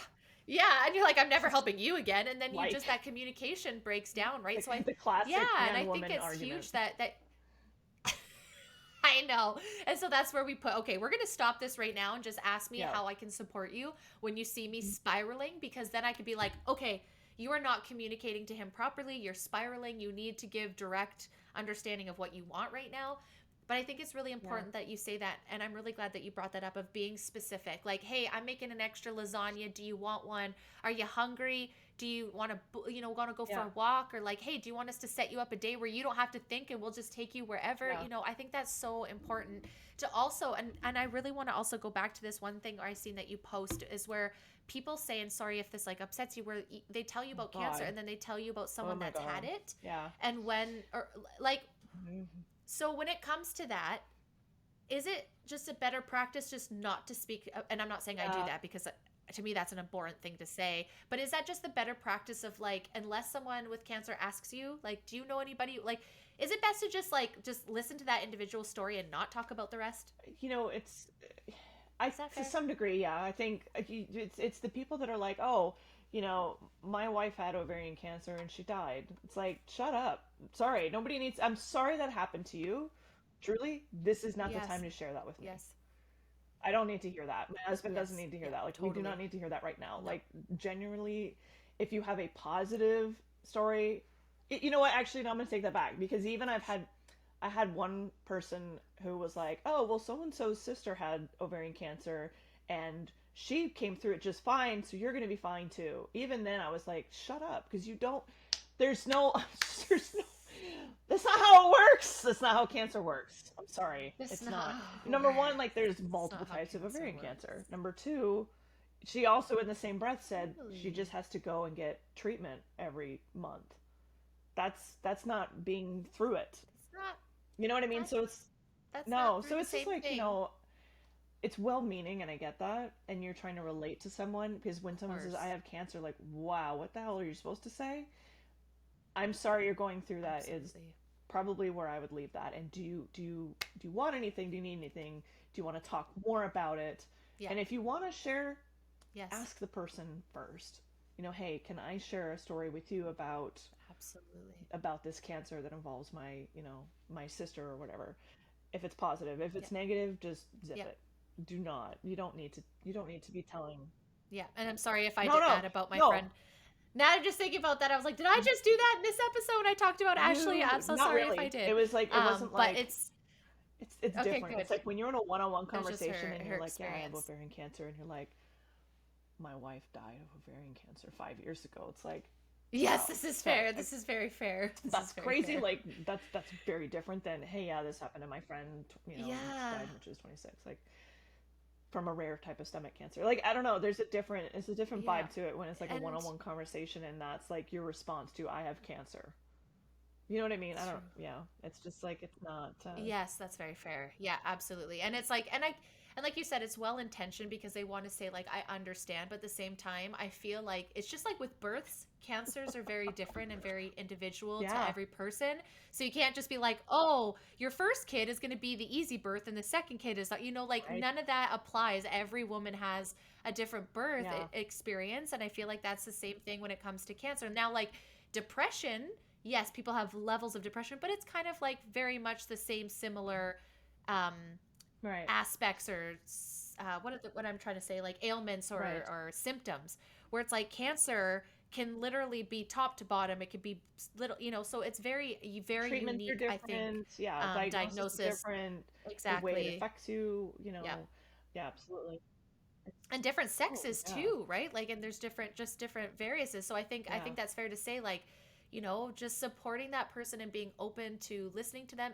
For me, I'm always like, I'm here to talk to you, but I'm not going to force Yeah. conversation on you. So if you feel like you're coming to me and you want to spill your experience, I'm going to sit here and I'm going to listen quietly, but I'm not going to pull stuff unless I'm interviewing you, which, like, she I gave me did. consent to I do this. did. I already said Yeah. questions, right? So, but you know what I mean? Like, there is a difference. And even myself being an interviewee and an interviewer, I'm in a podcaster, there's always times where I'm like, I want to know, but I'm like, I don't want to disrespect the boundary of your personal experience as well. So I'm always trying to find that balance of like, is that okay Yeah. question to ask? But I think for me, my biggest one is like knowing how to support individuals like yourselves, right? So it's like being motivating and inspiring and happy more often than not is going to put you guys in a better environment, right? And it's being not too positive and being realistic without being like a doomsdayer. Like it's Yeah. like everything, it's a balance, I think, Absolutely. right? When you're Yeah. trying to support your friends Yeah. going It's through a this kind of no. stuff, where it's like you're not going to be like, but you're also not going to be like,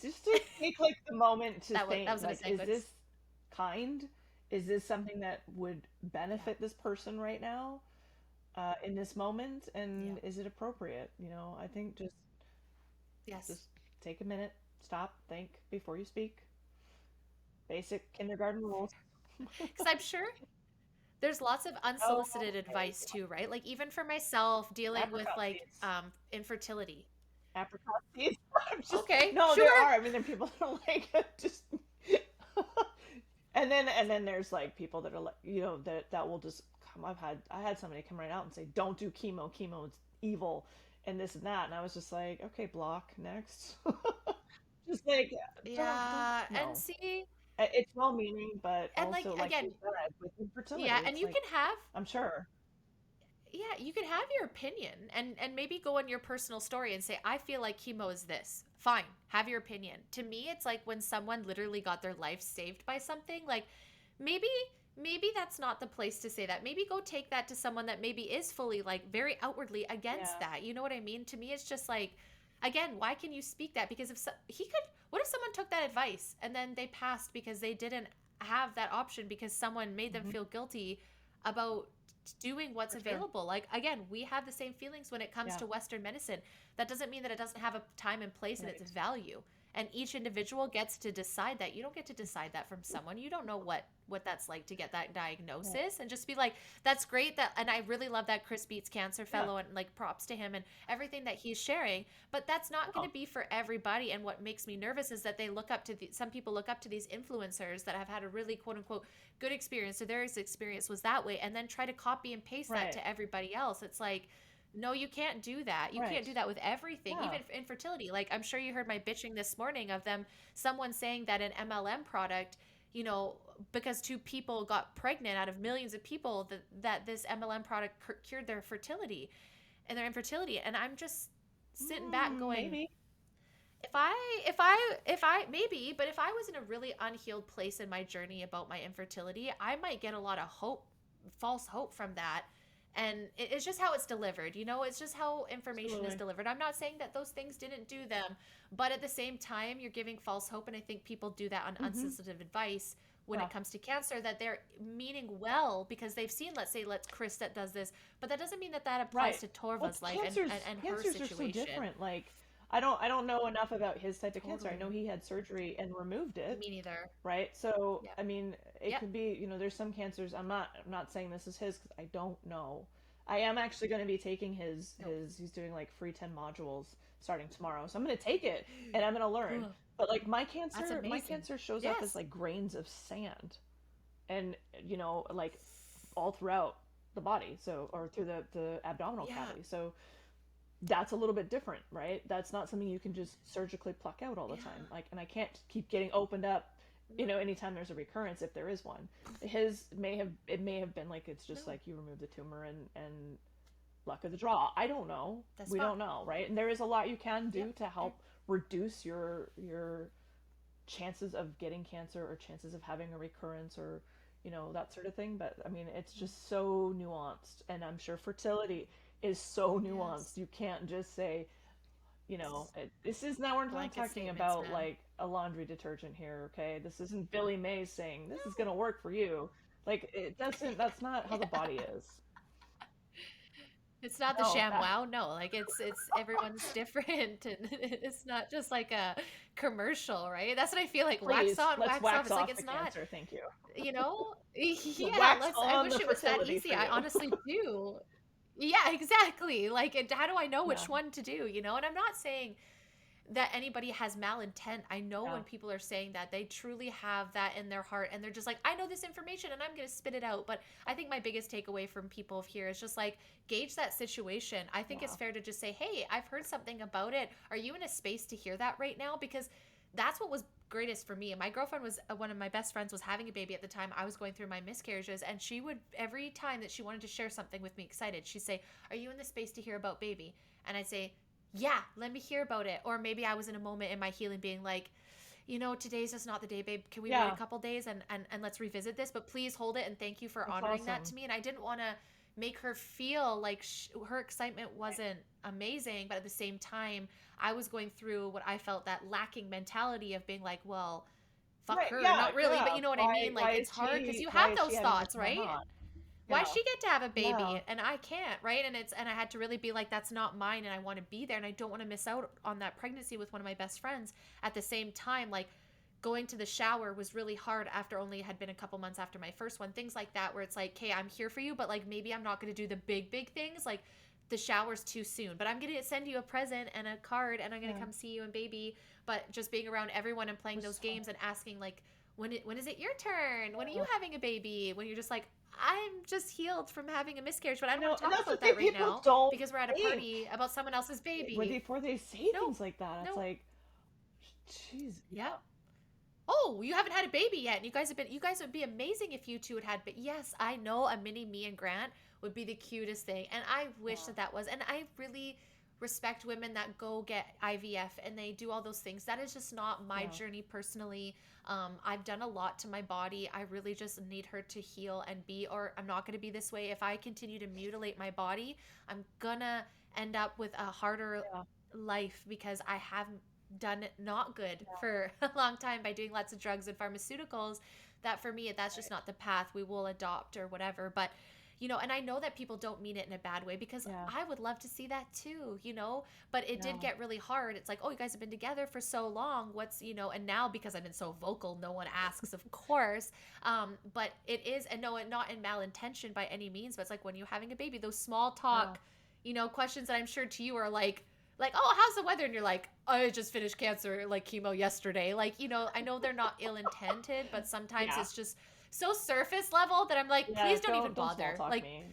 Like don't even small talk all me of a right sudden, I now. Like, realize like now we're how not doing short this. life really is. Do not small talk me anymore. Like if you're gonna ask me how the weather Yes. is, I'm gonna ask you, No. what was it like growing up wherever you grew up. Like I'm not here for small talk anymore. Yeah. I No, tell me about the skies where you live. What do they look like? I'd like to yeah, know. Like those are the kind of conversations I want to have, right? And if we're standing at an elevator, sure, ask me how the weather is in passing, to be that's when small talk, or you're on the phone on hold. That's a good time for small talk, but like when you're going through it, sometimes that small talk is so annoying. You're just like, shut up. Like that was the only time during COVID and the 6 feet distancing that I enjoyed was like sometimes I don't like talking yeah, to people in the grocery stores. Back off. yeah. That was the only benefit. But before we end this convo, I just want to touch a little bit because you guys are going to be seeing Torva more and Hi. more in season 7. Maybe with me, maybe not. We'll see. But I do want to talk a little bit more about what you're doing with the BC government right now and speaking out against, and what Canadians should be paying attention to when it comes to the BC healthcare system. Can we touch on that a Can little bit? I I know that's hard to do. expand it a little bit beyond just BC because 1 in 4 Hell Canadians yeah. do not have a Totally. doctor right now. That is a crisis. Like having a general doctor is essential Totally. to getting anywhere in the healthcare system.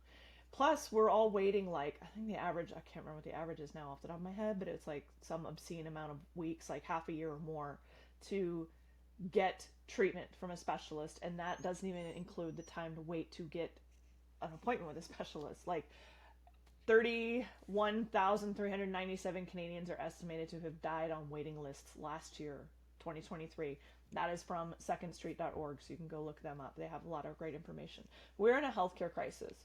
So what happened with me with BC cancer, and a lot of stories came forward. So I came forward because they basically I got seen by an oncologist October 6th over the phone.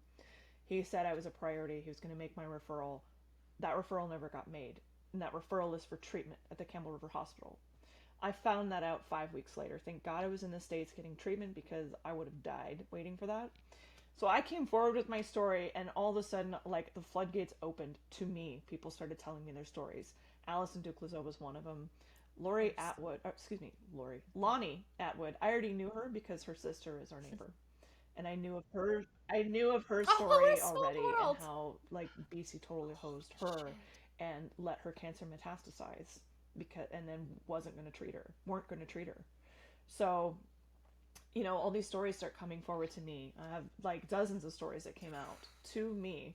I connected as many of Yeah. them as I could with the media. So all those ones that came out after me, like a lot of them were because I connected them to the media and told the media about them, and they called them. That's amazing. When my story Yep. aired, we go back to like, I'm a challenger and I am stubborn, and I'm not really gonna put up with people's bullshit. So when my story aired, I'm sitting there watching this story, and they interviewed Health Minister Adrian Dix about my case. He couldn't speak on the comments, or he couldn't comment on the specifics of my case, but basically said the healthcare system doesn't always get it right, and individuals can bring forward complaints, as this individual has done publicly. And I was just like, seriously, that's your response? So I wrote a open letter, and you can see that open letter on my Good for you. Instagram. I have a link to it as well in my Instagram bio, so you can go read it.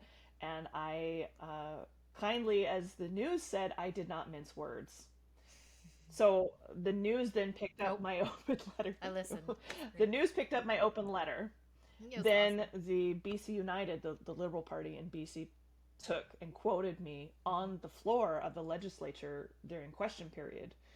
And then by, within a few weeks after that, Premier Eby was having to respond to this crisis because of my letter. So there's an article that basically like Premier responds to Mm-hmm. cancer patients open letter. And I was like, that's just the beginning. Like we've had a little That's bit a of a good. quiet That's spell the since beginning. then because, sorry, I had to get cut open and Yep. have organs removed and all that shit. I know, just How had to take dare a little you? break, take a little break. How And so, rude. but now I'm just like, Like, okay, it's been a month and a half it's since time. the premier said that. So what have you done? Mm-hmm. What have you fixed? They Nothing. yeah. So their 10-year Nothing. cancer plan is crap. I'm sorry, it's not even a plan.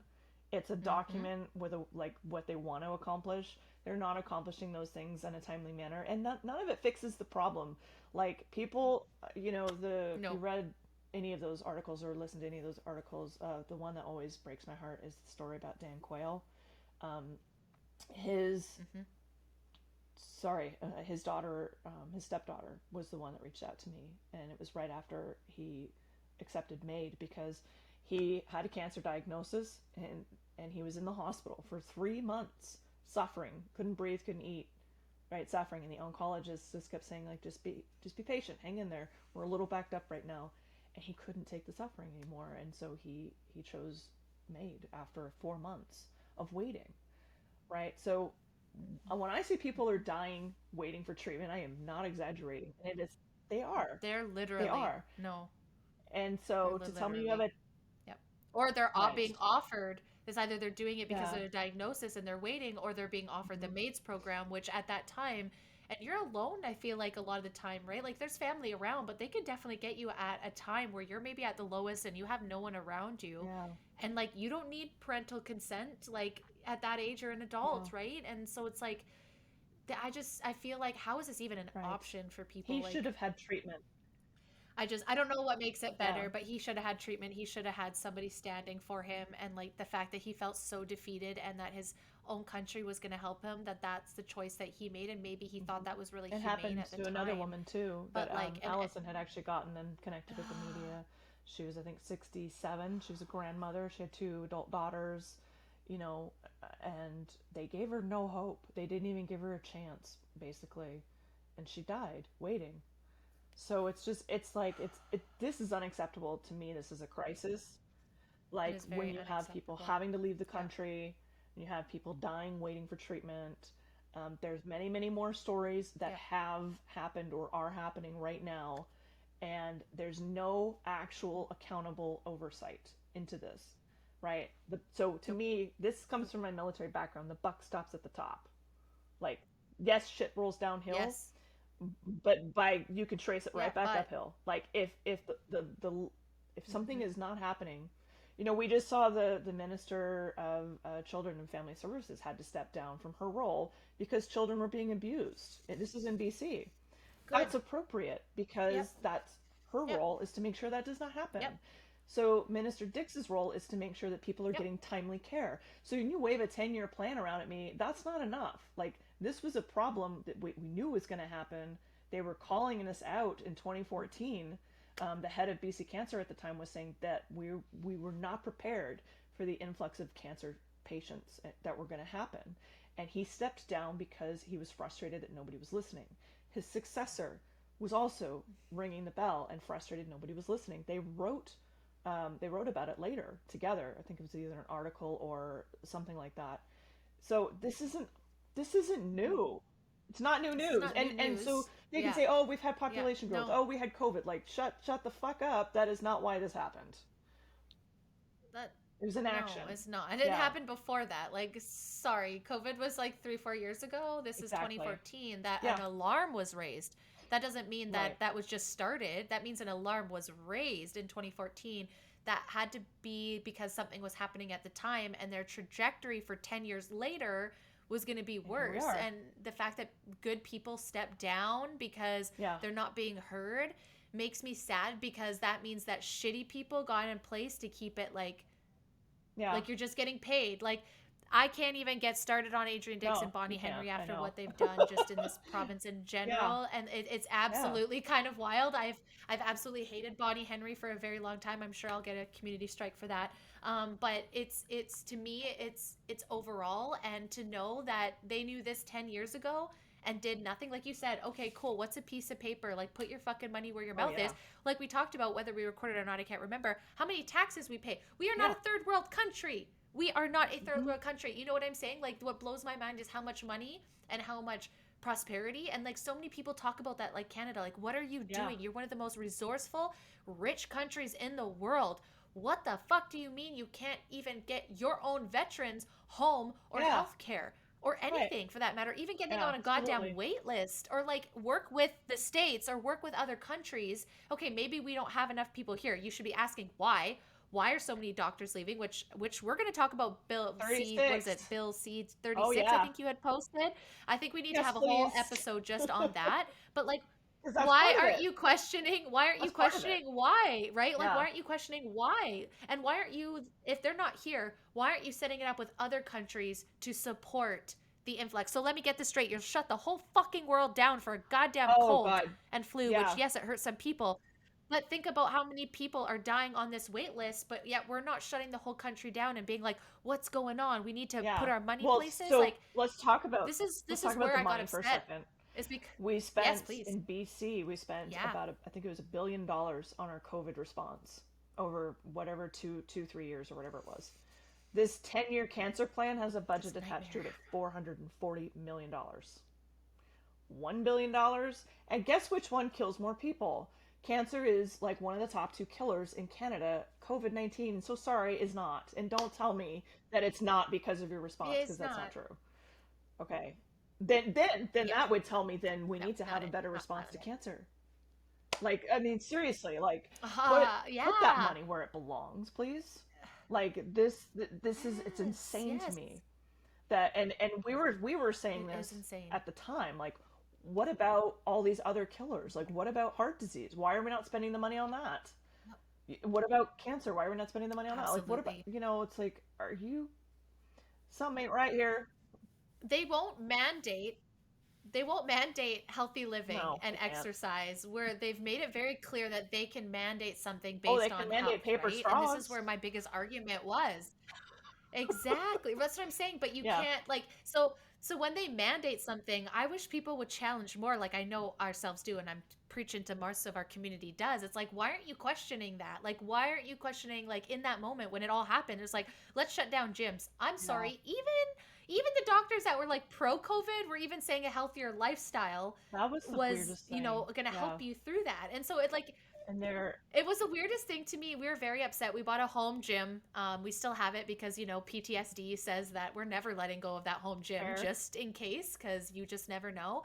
But what blows my mind, and I think for everyone, is that they need to start understanding that our healthcare system, Canada, BC wide, is not healthcare, it's Yeah. money care. Like that's all it is. And they're Hmm. mismanaging the money so poorly. I mean, in BC, you still have no vaccinated people can work, like nurses. Like, and it's like, how on what planet do you have a bunch of very healthy individuals able to work, and you're just not going to work them because if you admit and bring them back, that means that Yeah. you were wrong, And and that's a you're not that's a going to reason admit right that. there to let people die on waiting That's lists. it. 'Cause just so you don't look like you were Isn't wrong. it just fucked? It is. It is. It Yep. is. Yeah. Thanks. Cool. Thanks. Cool So care. so take that Patient care. plan Love that and for us. shove it. Because that Right is up that where the is just a sun don't political shine. response. And that's all that it's ever been. And I'm Absolutely it I'm is. like, that's my Yeah. goal. I guess my role is to be the agitator. I'm not the kind of person, I'm not going to go, I will do all Good. kinds of things to protest and to, raise the alarm, but I'm not going to follow Yep. a normal playbook for that. I don't do that. I'm going to follow like my Nope. intuition. I'm going to Nope. follow the divine guidance I'm getting, like I had that letter in my head for about 10 days before I wrote it. Like, and it was Yep. just Good like, for it was you. a really strong urge, like, write an open letter. Like, it just, so Oh, listening to it on the Parliament floor, I was just like, oh, and I I heard was your name. I was like, yes, this is I was exactly blown what I want to away. 'Cause, see. yeah, I can't remember. I think it was, That's amazing. yeah, it was Allison actually that told me that that happened. She was like, she goes, I just Was heard it? that they were Oh, saying our names on the Parliament floor, and I was like, what? No, shut up. And then I got an email crazy. from somebody in the BC United Party that basically said that and gave me the clips, and I was just like, that is so unreal. Yeah, More more of of this. this. Exactly. This is the 2020, yeah, more of this, more 2024 vibe. And I think I want to end this in saying, like, I know a lot of people, yourself included, have lost some sort of hope in Canada.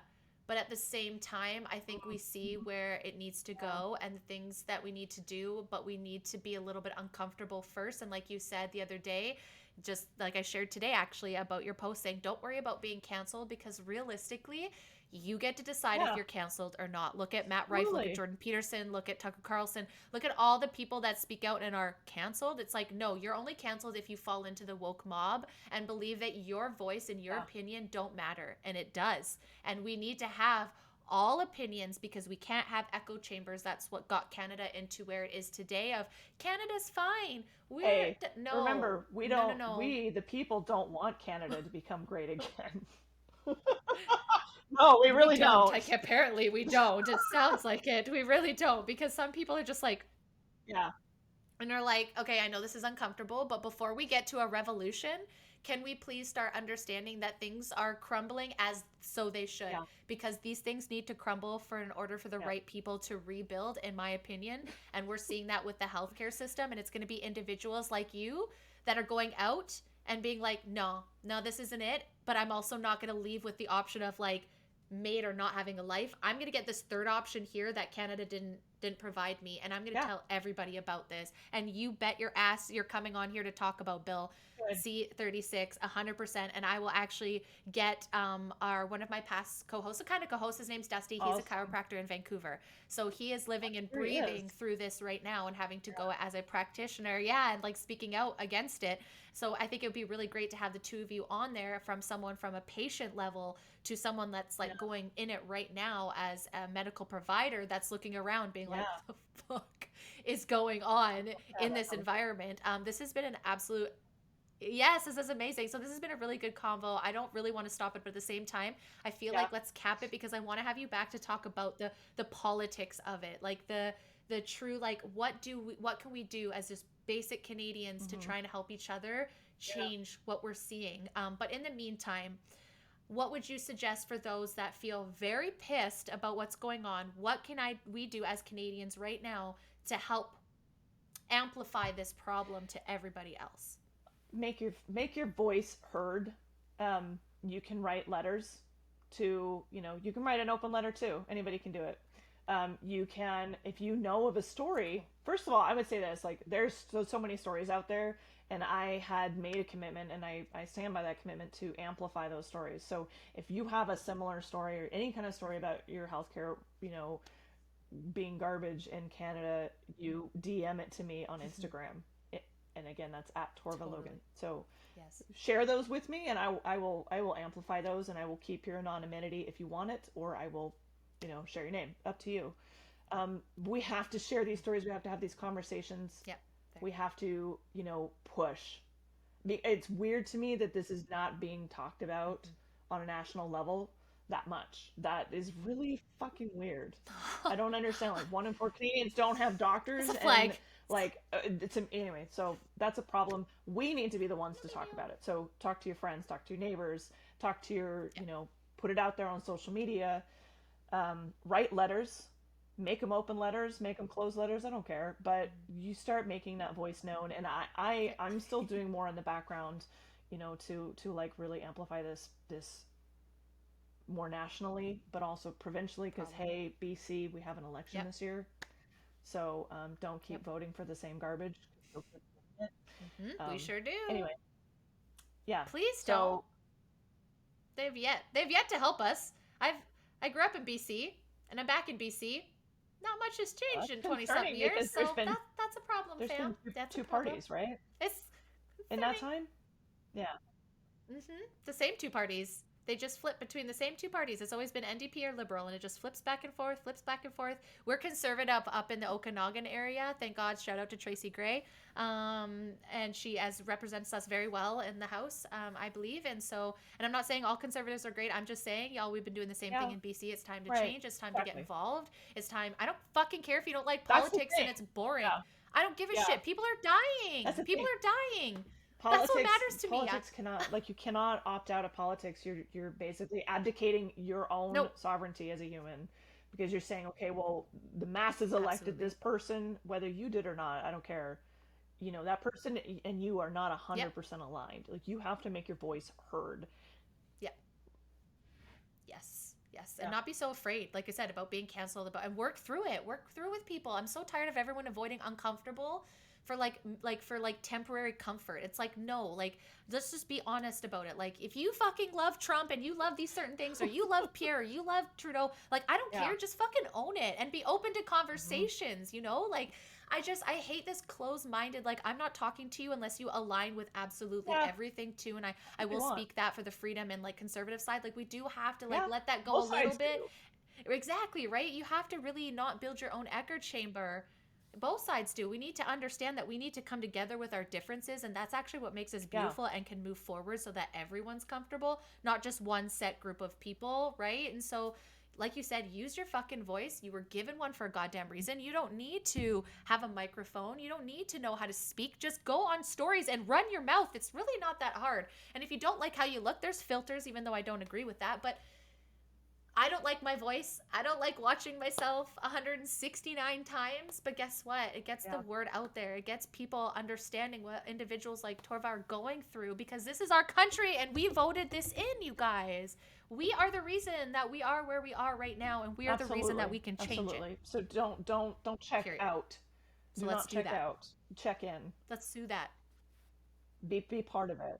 Be part of that. Lean in. No. Lean Check in in. and learn it. I'm like, fuck, I'm 37. Is it? Just, Check in. There you go. Let's check into it. Get in there. yeah. Like, fuck. This is us.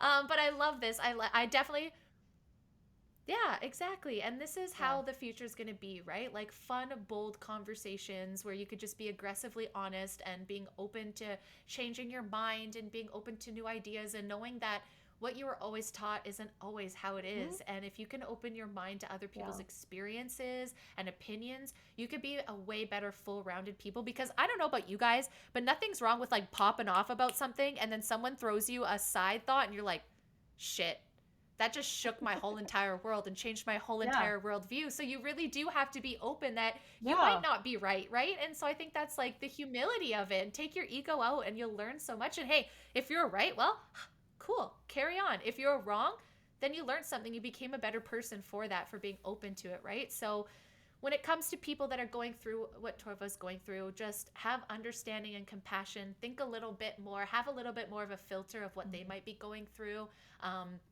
But that doesn't mean you stop supporting them or asking them or talking to them like they're real individuals, because I Mhm. think that is one thing that people do not do well enough, is just treat you like you're a normal person, because you absolutely are. You're just going through something, right? Like, that's not to Yeah. diminish what you're going through, but that doesn't make you not a fucking top tier individual because you're going through cancer. If anything, I'm like, this girl inspires me. I'm so excited that we're Awesome. in Me each too. other's lives. I'm excited that you came on for the Woo! first time. This won't be the last time, you guys. So I'm just going to get you, Torva, to say your Instagram handle one more time. And also, you guys, I have on my support highlight, I also have the Thank you. GoFundMe for Torva as well, that you can go straight to that. It will always be pinned up there for you guys to go, and it will Thank always you. be up there. But one more time, what is your It's Instagram so we at can go find you there? Torva Logan. So TorvaLogan. Perfect. Now you guys go follow her, because this beauty is just getting started. Every time I see another one, Get I'm like, it. oh, yeah, get it, sharing. And then we just like tag each other. I'm like, am I getting fangirl obsessed here? Like, I need to. But we decided 2024, we're always going to Yeah. do too much, and we're going to support extra, and we're going to throw all the love out there, because you never know when someone Absolutely. can need it. So, Oh Torva, yeah. keep fucking doing this. Keep doing your shit, man. You're fucking killing it. I'm so proud, even just knowing you for a couple months. Like, keep going. I cannot wait Oh, to I'm have you so back on the excited. show. Make sure you Thank guys you. go and follow Oh, her. it's so amazing to be Thank here. you guys so much. And until next time. Thanks. Bye. Bye.